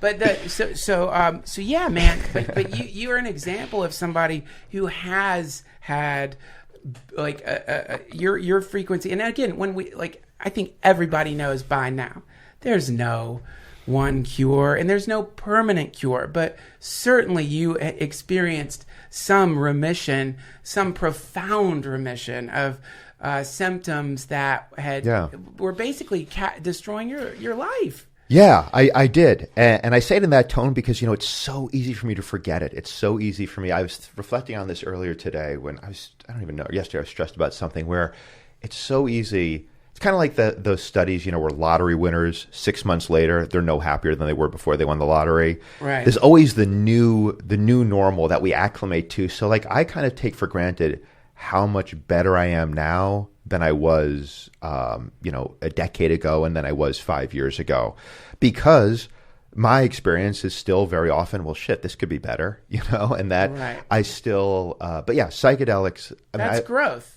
Yeah, it is growth. And I say it in that tone because I think there's a part of me that has trouble giving myself credit or giving the universe credit. You think? Yeah.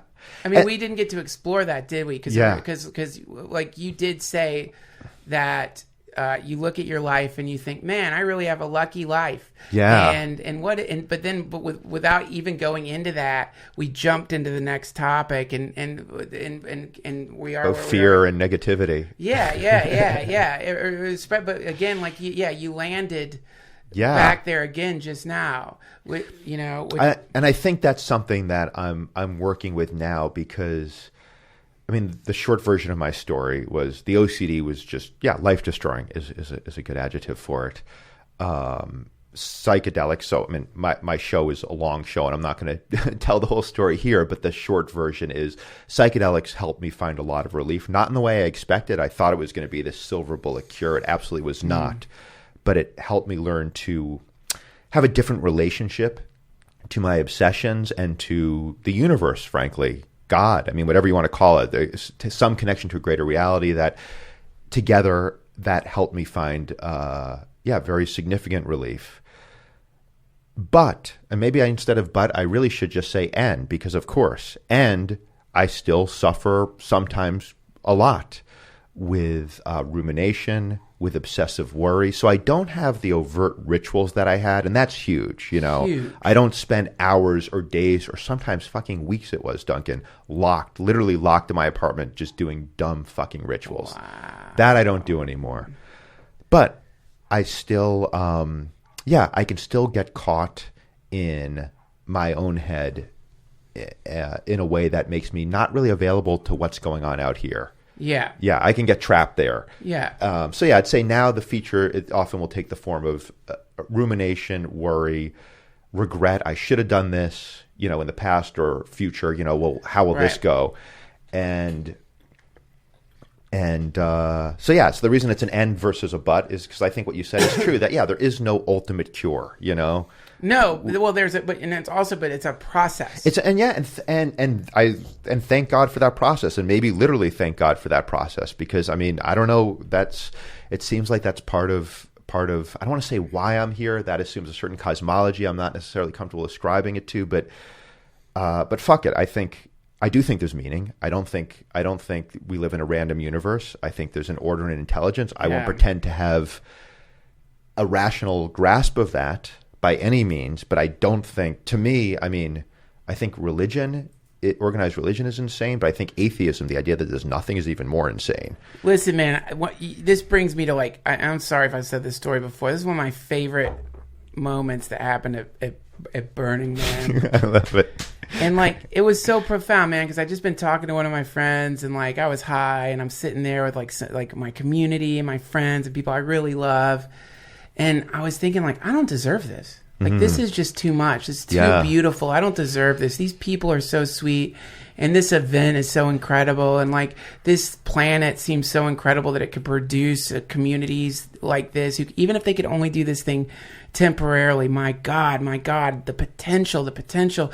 I don't deserve this. I was talking to my friend who is a really smart person. And he was just I'm like, do you think it's better to think we deserve or to think we don't deserve? Is it puffed up and inflated to think I deserve this, or is it better to be I don't deserve this? If we receive a gift, is it better to think we deserve the gift, or is it better to think I don't deserve this gift?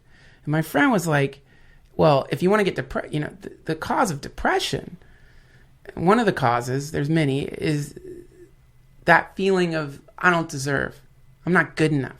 I'm not good enough. I don't deserve this. Oh no, not me. I can't. It's better to think we deserve it. Now, this made me start crying because I was high. Because you were high. Yeah, and he went right to a deep wound, and he was just healing it. And it was I'm crying at Burning Man in front of my friends. I'll start crying now thinking about it. And so then we're walking and there's a phone booth. Talk to God, right? And it's one of the many art experiments at Burning Man. I'm not sure what it is exactly, but it's fucking brilliant. It's a beautiful phone booth. It says talk to God in it. And I get in that fucking phone booth and I pick up the phone And like, there's other people walking by. And I didn't think, I'm just improvising. Like, hey, God, what the fuck, man? Why did you make my dick bigger? What's going on? Like, just stupid, like dumb, just having fun with a phone booth, just improvising. Then all of a sudden, the phone starts ringing, and a woman answers and goes, hello? And I'm like, oh, I didn't know somebody was on the other line. And she goes, well, I'm always here. And I'm like stunned, I've just been doing really garish, dumb, vulgar, bad comedy, like my life. And I'm like, and I'm God's like, yeah, I've been listening to you do this shit for 44 years, motherfucker. And I'm stunned. And then I'm like, I just want to say thank you. This is really beautiful. And she said, well, you're being too hard on yourself. You deserve this. You're being so hard on yourself. This is all for you. Yeah. Oh, my brain exploded and I hung up on it. You hung up on God. I started crying again. Yeah. I was like, I gotta go. So, shit, it's too much. It was too much. Yeah. And that's so, man. But it is all for us. At some level, I believe that. I think, we have these experiences. I mean, one of the big, well, sorry, all I'm saying is you're not lucky. Yeah. To say you're lucky is to say I don't deserve. Yeah, to say you're lucky is to say I haven't worked my fucking ass off for this. To say you're lucky is to say, like, you, Adam, didn't take the fucking time to do the work and do the self-care and do the therapy and do the acting classes and take all the risks and do all the stuff that got you to the point where you could produce and act in a brilliant piece of theater. And you know what I mean? That ain't fucking luck. And I'm trying to say end instead of but. What my mind wants to come in, and I will, is my parents are happily married. I was born white and tall and physically healthy in a society that values all those things. Okay. There's never been a moment in my life, literally never a moment where I'm like, shit, I may not be able to, I may go hungry because I can't afford food or my parents can't afford food. Okay. So you never had anything rough happen to you, huh? It's all been I've had downhill. Like you're basically just like riding like a really slow, crushing it 100%. No. My point is that things that are out of my control seem to have aligned quite in my favor. Like even just the circumstances of my birth, and your birth. You're the one in the Uber, not driving the Uber. Well, that's true, right? That's true, man. But I've got I should never do this on a podcast because it's so dumb, but I'm actually just like kicking around ideas for a new joke. Yeah. And like, because I was realizing like, oh my God, I don't, basically like, so my guru, Neem Karoli Baba, and my teachers have over and over and over again have been teaching me this very simple idea, which is everything's perfect. Yeah. And man, you say that in the wrong company and people, you're right. Fuck it, man. This is like capitalism in my brain where I'm like, oh, do you want to save it for the stage so I can make money off of it? That's bad. So here's the essence of the thing, man. It's like in it, I'm like, I know what you're thinking. Just another white 44-year-old cancer survivor with one ball whose mom died of breast cancer saying everything's perfect. He's got it all going for him. I think that the idea that because we are white, the idea that because we are men and that we are white, that we are not allowed to say things along the lines of, I know what my dying mom's urine looks like in a tube coming out of her body that can't come out of a coma because she's dying in front of me and she died for 4 years fucking straight. I know what it's like to look down at my balls and see them, one of them gigantically swollen because there's death living inside of them. And I know what it's like every time I get a cold to have a slight feeling that maybe I'm dying because maybe it came back. So to say, because of my gender or my fucking, as Terrence McKenna so beautifully put it, the way photons reflect off of my skin, that I have in some way, shape, or form am there's a prohibition or a stigma or even it's. I don't think, but I'm not saying that. I don't think you necessarily think I'm saying that. I don't think you're saying that. Some people are. But I do think. I don't think it's black or white. No pun intended. Where I do think though that my circumstances seem to me, the circumstances of my birth, just my parents being happily married. That's a huge thing that most people don't have. That's beautiful. Having that model of love. Now, I also had an incredibly contentious relationship with my mother and huge fights from a very early age. And so there's other sides to that story, but still just the basic biographical facts of my existence, I think, are more favorable than most people's. Well, I mean, except for the fact that you, again, by the way, what's really brutal here is that we end up getting in a kind of, and this is not my point at all. No. So, which is that we don't need, one thing I think, and who am I to say what anybody needs in any way, shape, or form, but one thing I feel that we don't need right now in this world is to get into a suffering competition with each other, right? I don't think we need to do that. You know what? I think maybe this is the answer. Maybe if I replace lucky with grateful, because that's more of an active thing. Oh, I love it. God, let's replace lucky with grateful. But my God, but it's not. But it actually does. It is a real choice, right? Because lucky implies sort of a passive thing, like why was I given all this? Where grateful says I'm going to choose to express appreciation for what I've been given and everything I've been given. The OCD, the good, the bad. I mean, it's the oldest cliche in the world, but it is all fucking wondrous and terrifying. It depends on how you look at it. But, I mean, we exist. That's the most unfathomable fact of all. Here's the thing, man. We've all figured out how to mine the terrifying part of it out of the caverns of fear, and we've been doing it for a long time. I say we become miners of gratitude and wonder. And I say we do that no matter what is happening or no matter what's happened in the past to us personally. It's not my job to tell anybody else. I shouldn't say we should. Hallelujah. Anyway, I shouldn't say. Yeah, that's right. Yeah, and it's not my job, and I do it so many. And I'm sorry because sometimes it comes across in the most sanctimonious way, and it's unintentional. It's just I'm a little out of tune all the time, and I'm trying to tune myself, and I'm trying to tune myself to something that is based on wonder and gratitude, like what you're talking about, and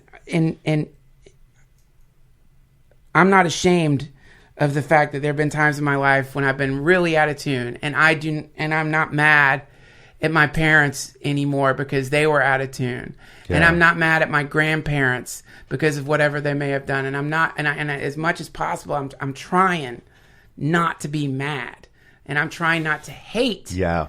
And I'm trying not to hate because I'll tell you this, man. I don't care what fucking shape the ice cube tray is that you put the fucking cyanide water in. That's still cyanide water. And the same's true for hate. And there is not a place where it's okay to direct hate. Let's stop directing hate. Let's stop it. It didn't work. If hating things made the world more peaceful, we would be living in fucking Narnia right now. It didn't work. Why are we running this experiment over and over and over again, putting different targets in front of our laser beams of hate? It isn't because it's so hard, but it's so hard to change because I'm going to bring it back to evolution, that negativity bias, that crush the threat. And yeah, I agree completely. Hate does not build things. Hate is not a creative emotion. It's not a creative force. And if we're talking about making things better, really what we're talking about is creating a different world, a new world. Yeah. And hate is not going to create that because hate destroys. It doesn't create. It didn't work. Yeah. We but tried. But I think also having compassion on people who do hate, which includes myself sometimes, because it's so ingrained, man. It's so ingrained. We evolved, in the savannah, when a lion came out, it was not adaptive to be like, wow, its mane is so beautiful. Its teeth are so white. It's perfect. I mean, there probably were some of us who did that and they got eaten. So we're the ones who are still around. We're the product of, millions of years of breeding that out and breeding in the kill that fucking beast. I don't care. Even if it's the last one left, if there's any chance, or you know what, we don't even know if that lion is in the bushes, we're going to napalm that whole fucking forest because if there's one goddamn lion in there and it eats my kid, better safe than sorry. Oh, shit. That is evolution's motto, I think, is better safe than sorry. And that is also, I'd say, OCD's motto.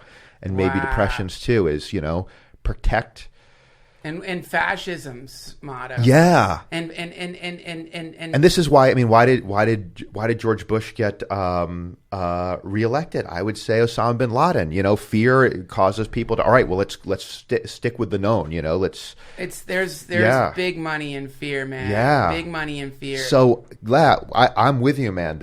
I think this is how we change things, but I think we also have to acknowledge how hard it is to go against millions of years of evolutionary programming that's enacted not just out here in society, but inside of ourselves. I try to crush my own internal threats, my emotions that I don't want, the sadness, the loss. And to me, in my case, that produced this horrific, I mean, the OCD, it started when I had a particularly significant romantic relationship, the quote unquote love of my life, that ended 15 fucking years ago.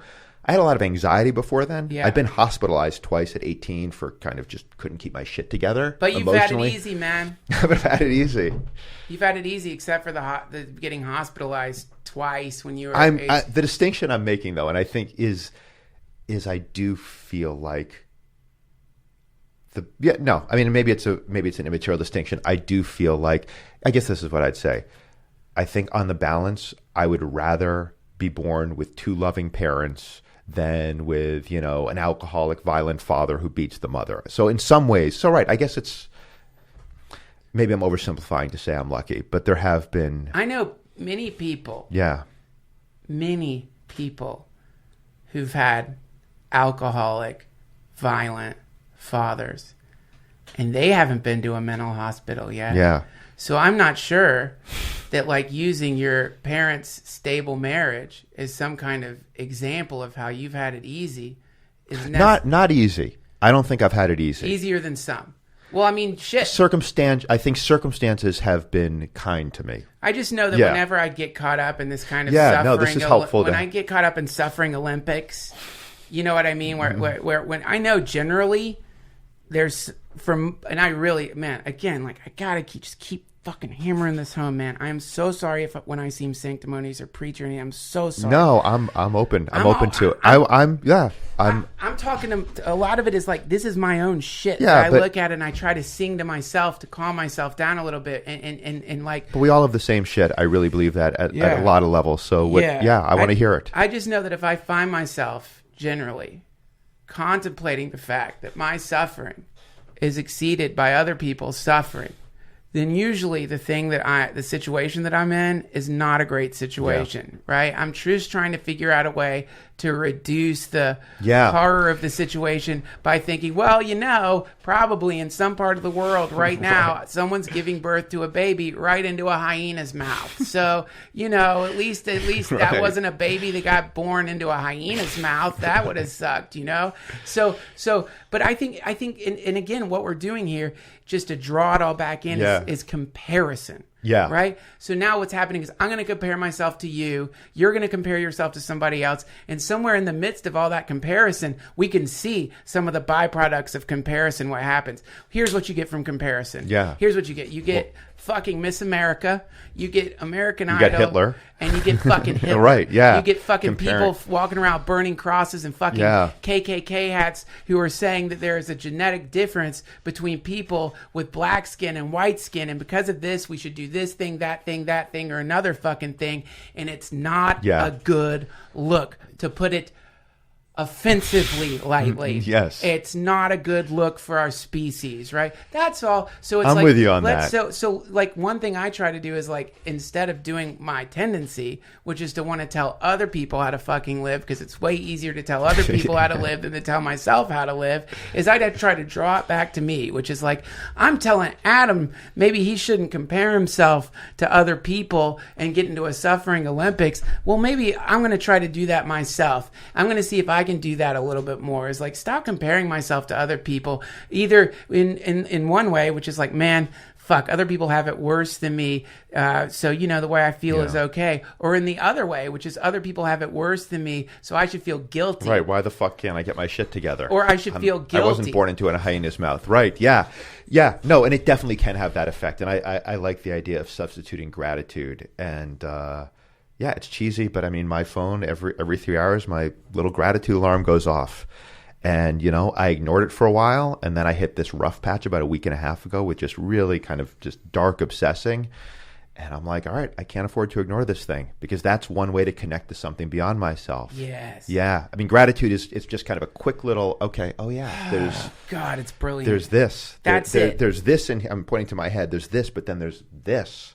And, but I do think, my point being, to make this change, this shift away from hate, is challenging, because that impulse to crush threats, I see it out there, people with the crosses, and I see it in here in my own heart where, oh, there's this feeling of loss because this relationship ended. Well, I'm not going to feel that. I'm going to get rid of that feeling by engaging in these crazy rituals, or by masturbating or smoking weed or whatever it is. The impulse, the drive to avoid suffering is so profound. And what is hate? Hate is a form of, I'm going to crush this threat. Wow. But it doesn't fucking work. It just energizes the threat, whether it's internal or external. Sure does. Yeah. I mean, you see it happening now with Trump, is all the people who hate, and that is the word, Trump, are energizing the people who support Trump. And I can understand the supporters' point of view, is they're like, yeah, fuck you. You're just going to hate on our guy for anything he does? Isn't that scary? I mean, it's like the worst case scenario would be that we get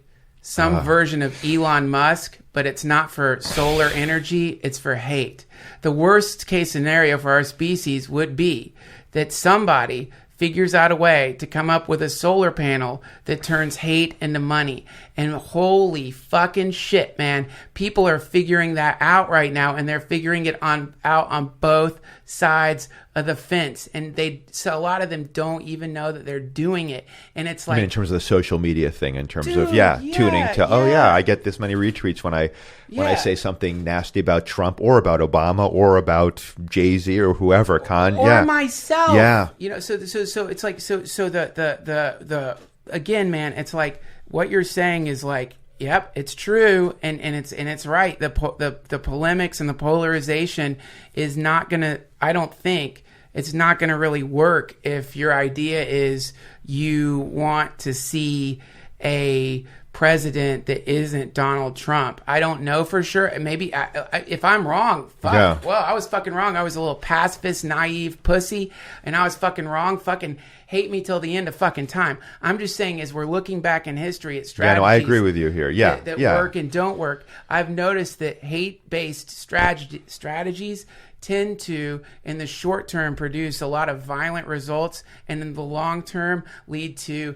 nothing good except people not wanting to have facial hair like yours for the rest of recorded history. That mustache is gone forever. Yeah. So but it doesn't work. We tried. Right. So we know, well, that's arrogant. I was going to say, we know what works. We don't know what works, but I think you and I are both saying, compassion and love, not novel ideas, but ones that haven't been put into practice on a widespread basis. Well, they tried to put it into practice. I mean, the compassion and love stuff, they did try to get put into practice, but it happened before the internet, and so it ended in crucifixion and generally assassination. Right. When we think of the three people that pop to my mind are Martin Luther King, Gandhi, and Jesus. The big right? three, yeah. Didn't really work out for them because they weren't tweeting. Yeah. So, and I mean that they weren't protected by some kind of bubble, and also they weren't able to harmonize, and if those people were alive today and could turn their charisma, could use technology to amplify their charisma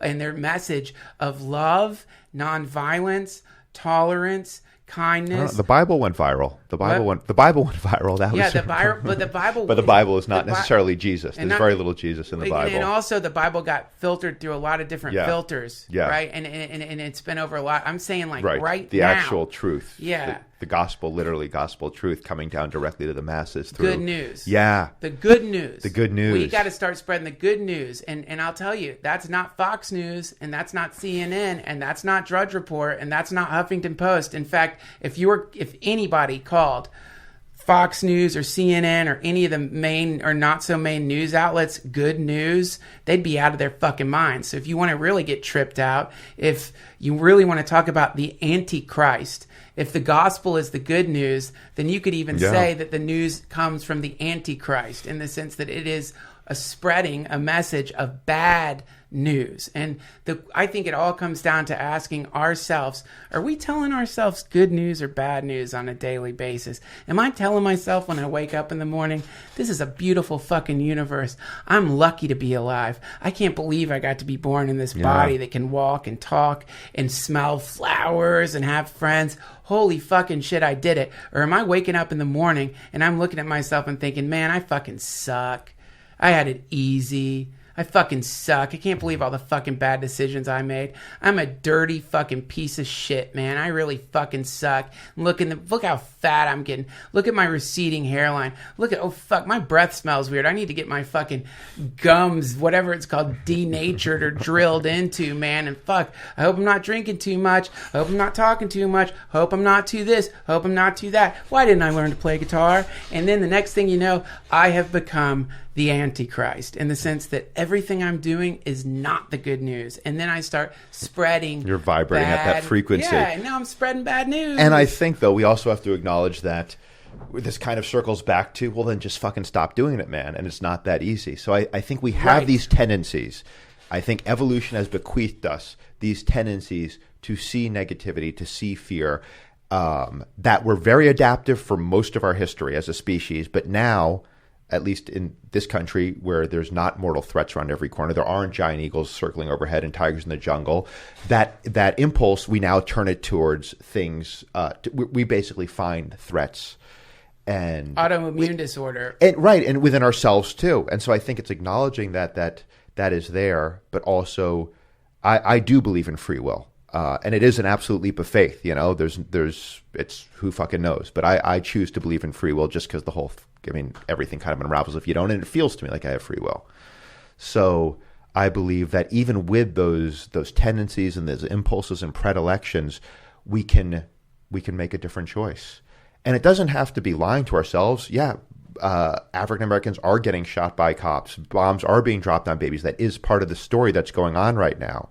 But part of the story is also, we're fucking breathing in molecules of a certain type of molecule that our lungs instantaneously are extracting certain things, circulating through our blood vessels. It's amazing. That we're exhaling other things in this environment. And this whole thing, by the way, is possible because out there, streaming in through your curtains, is this giant flaming ball. Yeah. That constant nuclear reactions. It's all wondrous. Just so you guys know, you can't see it, but I've just built a nuclear reactor outside my window.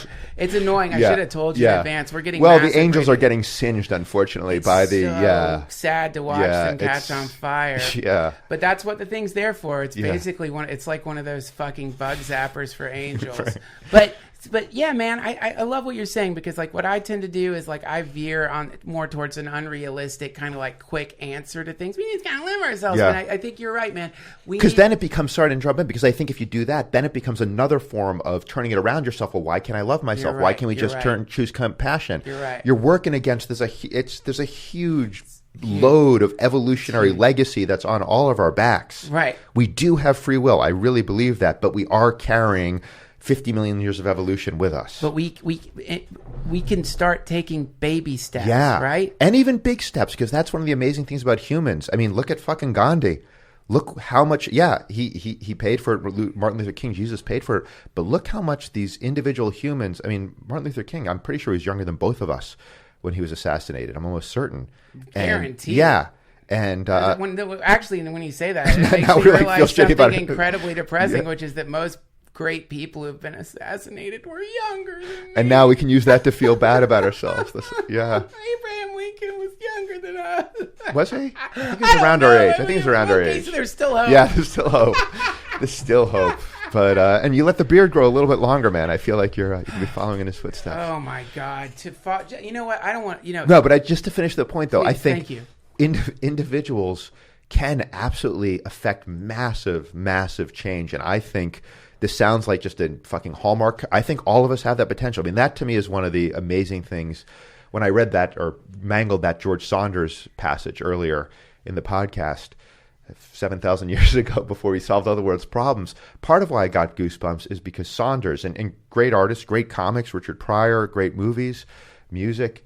Part of the wonder I get from that is, holy shit, a human being did this. Yeah. And I'm a human being. Yeah. Like, this is latent within all of us. And I think this is part of the struggle, and the beautiful struggle and the gift of existence is figuring out, what can I bring forth and how do I bring it forth? Yeah. And That's it. so baby steps, yes, but also giant steps. I think it can, I think everyone kind of has always thought they're living at end times, but it really does kind of feel like we're getting close. It feels like just environmental catastrophe, overpopulation. It feels like, we can't just keep, this ride can't go on the way it's been going on forever. Oh, I mean, let me tell you, man, the reason everybody feels like it's the end of the world, because it is the end of the world for you. I'll tell you this, man. I mean, I don't want to make doomsday predictions, but, listener, let's say if you're over 20 listening to this, the world's going to end in between 50 and 80 years for you. Because you're gonna fucking die. I mean, statistically, right. Statistically, right? So the apocalypse is coming for all of us. Yeah, it's are the ice caps gonna melt, and are sea levels gonna rise, and is the environment gonna collapse, and is it gonna get so fucking hot outside that people start dying, and is there the potential that fascism and tyranny begin appearing around the planet, and could evil cobbles of dark people begin to intentionally distort reality to try to make money? Absolutely. But are we going to deal with that? Yeah, we're going to deal with that. And you know what we're going to do? We're going to harmonize it, and we're going to make it better, and we're going to use technology to do it, and we're going to enter into one of the most beautiful ends of the worlds that ever happened. And we're going to do it without hate, and we're going to do it with love. And if we can't do it without hate, we're at least going to try. And when the hate comes, we're not going to beat up on ourselves because we started hating ourselves or other people. As soon as we can, we're going to get right back to the marching orders, which I think are coming from up top, which is like, hey guys, let's try it without hate this time and see what happens. I think it can be done. And I think that every single one of us knows that and feels it. And every single one of us gets to forgive ourselves right now for whatever it was we did that had hate inside of it. And we get to forgive ourselves if the hate comes back, because we're going to do it. This time we're going to do it. It's going to happen. And if you look underneath all that fear, I think there's a really crazy sense of like, oh my God, something beautiful is about to happen, even though it seems so scary. This is the part of the movie where the hero gets backed into the corner and does something new, something unexpected. It is happening, I think. But and I think part of it, though, is why are we in this predicament now? I think a lot of it does have to do with just being cut off from nature, being cut off from the natural world, being cut off from ourselves. I mean, the environments, I told you earlier, I'm done with New York, man. I've been there 21 years, and that is no longer going to be my home. It's and that's just, I can't live in that disconnected from nature. I realize what a high price I see. I've been out in the Bay Area doing the solo show since late March, and whatever else is going on in my life, whatever internal drama, whatever external stressors, things are better when I can see the ocean regularly, when I can see mountains regularly, when I see trees all around me. And I think that's true of everyone. I think getting some nature, getting some dirt on your feet, that's always, because it connects us to who we are. I don't think it's like a secondary thing. I think it's a primary thing that we need. And just going outside. I mean, the thing is, like, some people, maybe they can't get out of the city. Maybe they, But I'll tell you, man, one thing I know I can do is I can walk outside. I can still walk outside. And no matter how hot it is, I've noticed that I feel better than I do if I don't get outside for a little bit every day and get some of that fucking sweet ass angel incinerating radiation on my face. I could definitely do that, man. And I think that learning how to do that, because it's like, man, we've like turned our eyes away from the sun. We've turned our bodies away from the sun, and we're like staring at these glowing fucking rectangles and pretending that these rectangles are the North Star. And it's like, that shit is not the North Star. It's just a tuning fork. We need something like what you're saying, transcendental. And I think psychedelics come into the picture too. I do feel like we co-evolved with these plants and funguses. I don't think it's coincidental. I don't think it's coincidental that there are hundreds of naturally occurring compounds that are highly psychoactive in our environment. I think you can draw a really compelling case, and certainly McKenna has, and other people have, Jonathan Ott, that Paul Stamets, that we co-evolved with this stuff, and that part of this sort of fall from grace that we're experiencing on an accelerating basis now is due to our loss of that connection. Yeah. And I think that is, I don't want to be too, starry-eyed evangelistic, but I think that is part of the path forward, has to be bringing these plants back into our lives, that they made us who we are. I mean, whether or not you subscribe to sort of the stoned ape theory or, the McKenna stuff, I think to me, it seems strongly probable, or strongly improbable, that it's purely coincidental that, say, these mushrooms grow all over the fucking place. In fact, where humans are, the mushrooms follow.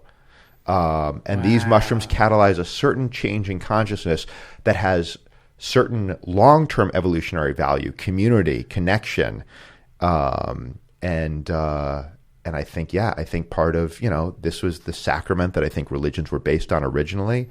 And I think that's why religions have become so corrupt. I think, again, there's no silver bullet. This isn't the one-size-fits-all solution, but I do think this is an essential part of the equation that's been missing in Western society for, probably, the Eleusinian mysteries for a long, long time. That's right. Resurfaced here in the 60s, unfortunately exploded too quickly. We didn't have the containers for it. Yeah. We lost it, and now we're recovering it again. And and it's really interesting too, because if you look at, I've been studying Pythagoras, and if you look at Pythagoras and his recovery of the Eleusinian mysteries. I didn't know he had any. I don't know much about this. Yeah, fuck yeah, check it out. It's pretty mind blowing. He had a cult, man. The guy had a commune, and another fucking math guy with a cult back in the. Oh my god, he's amazing. But the apparently, and again, friends. It's me. I'm not a history professor. I don't know. Fucking, I looked up Pythagoras because I was trying to figure out how to make my modular synth do a chord, and I got curious about triads. But my point is Pythagoras apparently kind of balanced what was happening, the Eleusinian mysteries. For those of you who don't know, there was something going on in ancient Greece where people were drinking a thing called kykeon, which was producing some kind of altered state of consciousness that was producing a kind of permanent initiatory shift for the better. But apparently there was also attached to that a lot of hedonism, and Pythagoras kind of balanced that out a little bit with a admonition, which is one of the worst things that can happen to a person is excess. Let's hone it down. In comedy it's certainly true, in writing it's certainly true, definitely true with fat cells, certainly true with cancer, 100% true with populations, and pretty much too much of anything is generally a bad thing. And you could even say that's true for money, but or personal wealth, who knows, I don't know. But so he kind of came in and was a beautiful kind of tuning fork that took all of that data and converted it into a language that we call math. So, which then shaped our entire society. So that's what we need. We need another Pythagoras. We need another person to emerge from the beautiful, smoldering, tie-dyed rubble of the explosion of psychedelic information into the global consciousness via the 60s, and convert that in some way that is understandable, pragmatic, usable. And I'll tell you, man, I think one of those people is Rick Doblin. Rick is doing phenomenal work. Sorry, Rick, I'm not saying you're Pythagoras, but I clearly really like you. Yeah, Rick. No, I'm a huge Rick Doblin fan. I told him this was after the. You were there when we did the psychedelic science conference. And you remember that after party, that Sunday after party where I was coming out. I wasn't even high. I'd smoked some weed, but I think I said to Rick, I was like, "There's no one I admire more in the world than you." Yeah, just 'cause he radiates this sort of. I mean, he's a human. I'm sure he has flaws and fallibilities, Not but he's Rick Doblin. but yeah, Rick is. What I was going to say is there's multiple people. I think that's the nice thing now is it's sort of a distributed thing. It's not a Timothy Leary or a no way, or a McKenna. There's all these nodes. There's the Hopkins researchers, there's the NYU researchers, there's Paul Stamets, there's Bob Jesse. There's a community. I heard of a guy. Yeah. he's like this incredibly courageous guy who has like a brutalizing, you should check him out. He's pretty awesome. He's got this really rough kind of like mental illness that almost destroyed his life, but he was strong enough to overcome it with psychedelics. And he's been doing like I've an heard about amazing this guy. show. He's really well hung, I've heard, yeah. He's got a giant dick. He's got a giant dick. So on top of the fact that he's making mentally ill people not feel ashamed and like also helping in some small way to destigmatize psychedelics, he's also super funny and like he's doing a lot of good work, man. You should check him out. He's got a show. What's it called? I think it's this is a great setup. I'm trying to think of someone else's show that I could shout out here, like a really bad show. I think you know this guy. Yeah. I think you actually have jerked him off many times. Doesn't really narrow it down, Duncan. Shane Moss. We're talking about Shane Moss here. It was only once. It was. He told me he wouldn't put me on his podcast unless I jerked him off. He said that to me too. Right. I don't think I've been on his podcast. Hey, you both Shane. What the fuck? I just realized that, man. I jerked you off, man. Where can Adam? You've got this lovely show. Where can people see it, man? Where's it? Are you performing it right now? I am. I'm always. This literally right now. This is the show. In fact, if this is weird meta thing of me going on podcast, this is the show. Yeah. So the show is called The Mushroom Cure, and it's the true story of how I tried to cure my OCD with psychedelics. And I'm proud to say it's sponsored by MAPS and Rick Doblin. They've been really helpful getting the word out. I didn't know that. Yeah. They. Yeah, they're great because there are only a few psychedelic research organizations out there, and they're all a huge admirer of all of them: Beckley, Hefter, USONA. But the others tend to be sometimes a little bit more circumspect about like lending their name to things where it's not sort of strict scientific research. Careful. Yeah, whereas Rick Doblin is, he's very open about, his own agenda here is that the medicalization of psychedelics is a bit of a Trojan horse, that, this is the way to get the door open, but ultimately this stuff should be a tool for anyone of age who wants to use it. But anyway, so MAPS is they are comfortable supporting my tale of, as I like to call it, vigilante psychopharmacology, because I was not in any official studies. But so the show, we just wrapped up. We were in the Bay Area for about 3.5 months, and Saturday was our last show. But now we're going to New York. We're going to be playing there July 20th through September 6th or 7th. So there for, 6 or 7 weeks. And then I may be done with the show. I've been telling this story for a while. Wow. And it kind of kicks my ass. It's a hard show to do. Can't imagine. Yeah, I got to go back to the darkness. And what I've found, if I kind of just act it out, people enjoy the show. They laugh. They, maybe not everyone enjoys it, but, most people seem to respond well to it. But if I really don't just reenact, but actually re-experience the horror, the just complete desperation I felt for so many years, the feeling of I am trapped and I don't think there's a way out. If I can go back to that feeling, the more I can go back to that feeling, the more, this sounds a little bit grandiose, but I'll say it, the more I think it heals people. On 2 levels. Wow. I think one is the sort of, like you said, destigmatizing, because most people have not seen someone be so open about their suffering. No. But 2, I think... particularly related to mental illness, man. Particularly related colorfulness, to... colorfulness, yeah.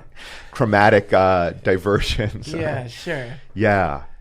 Yeah, it's beautiful what you're doing, man, and I think it is. I've thought that a little bit about that show, and I've been thinking about it. It's like, man, I think he's kind of... I bet every time he does it, man, in a non-cliche way, I bet that really hurts, and it's a lot of energy to put out, and I think that is a beautiful way of a kind of alchemy. You've it's healing for that reason too. Yeah, alchemy's the perfect word. Yeah, and I think it's amazing. I hope you while it's still playing, y'all get a chance to see it. Adam, where can people first of all, thank you so much. This Thanks is one for of my having me favorite on. conversations Yeah. in a really long time. Thank you so Cool. much. Me too, man. You're awesome. Where can people find you? I did Shane's podcast, and I mean, the jerking off was fun, but the actual podcast was that was fun too. But Yeah, but I mean, it's like you just jerked him. it's just like, yeah, is he genuinely interested in me for me, or does he just want me to do it with the other hand? Everybody wonders that about Shane. Yeah. And I wasn't on his show. Shane Moss. Shane Moss. What the heck, man? Yeah. You know what? I'll be honest. I didn't mind. It's cool. But yeah, people can. Oh, and I am going to be doing my own podcast, of course. You have to now. It's mandatory. I'd love to. Yeah, I'm going to be doing. It's the tentative title. This is good because I'll know when you're coming out with this, and I'll have to get the first one up before then. It's going to be called Adam Strauss is Obsessed, and it's basically aimed to having more conversations like this, where it's just like, hey, I don't know what the fuck is going on, and I'm a struggling human being, but there's wonder and beauty in the world, and I want to share both those perspectives because I think we often only get one of those, or we get the purely negative. Love it. Also, I will throw this out there. So the Mushroom Cure, we have a Facebook page. What I've realized doing the show is there's a community that kind of organically comes together around the show. Like after the show, people don't want to leave. They're asking me questions. They're talking with each other. And I don't think it's because the show is so amazing. I think it's because seeing someone share like that, being so open about their suffering, it inspires people they want to share themselves suddenly. It feels like a safe space to do that. Cool. And so we just started a Facebook community where people can post their own fucked up, transcendent, beautiful, terrifying, shameful, whatever stories. Love it. It's called The Mushroom Cure, Stories of Vulnerability and Healing. You need to build a Discord server too, man. Oh, really? I don't even know about that. All right, well, let's talk about this. But yeah, if you go to themushroomcure.com, that'll link to all of this stuff, hopefully by the time this gets up. Yeah, we're playing in New York, and then I'll be back with a new show that I haven't started writing yet. That's the only way I can get shit done because the perfectionism of OCD, that'll be in October in the Bay Area. So mushroomcure.com, adamstrauss.com, and yeah, man, always great connecting. Great connecting with you. Thank you so much. Thanks for Adam. having me. Hare Krishna. Thank you.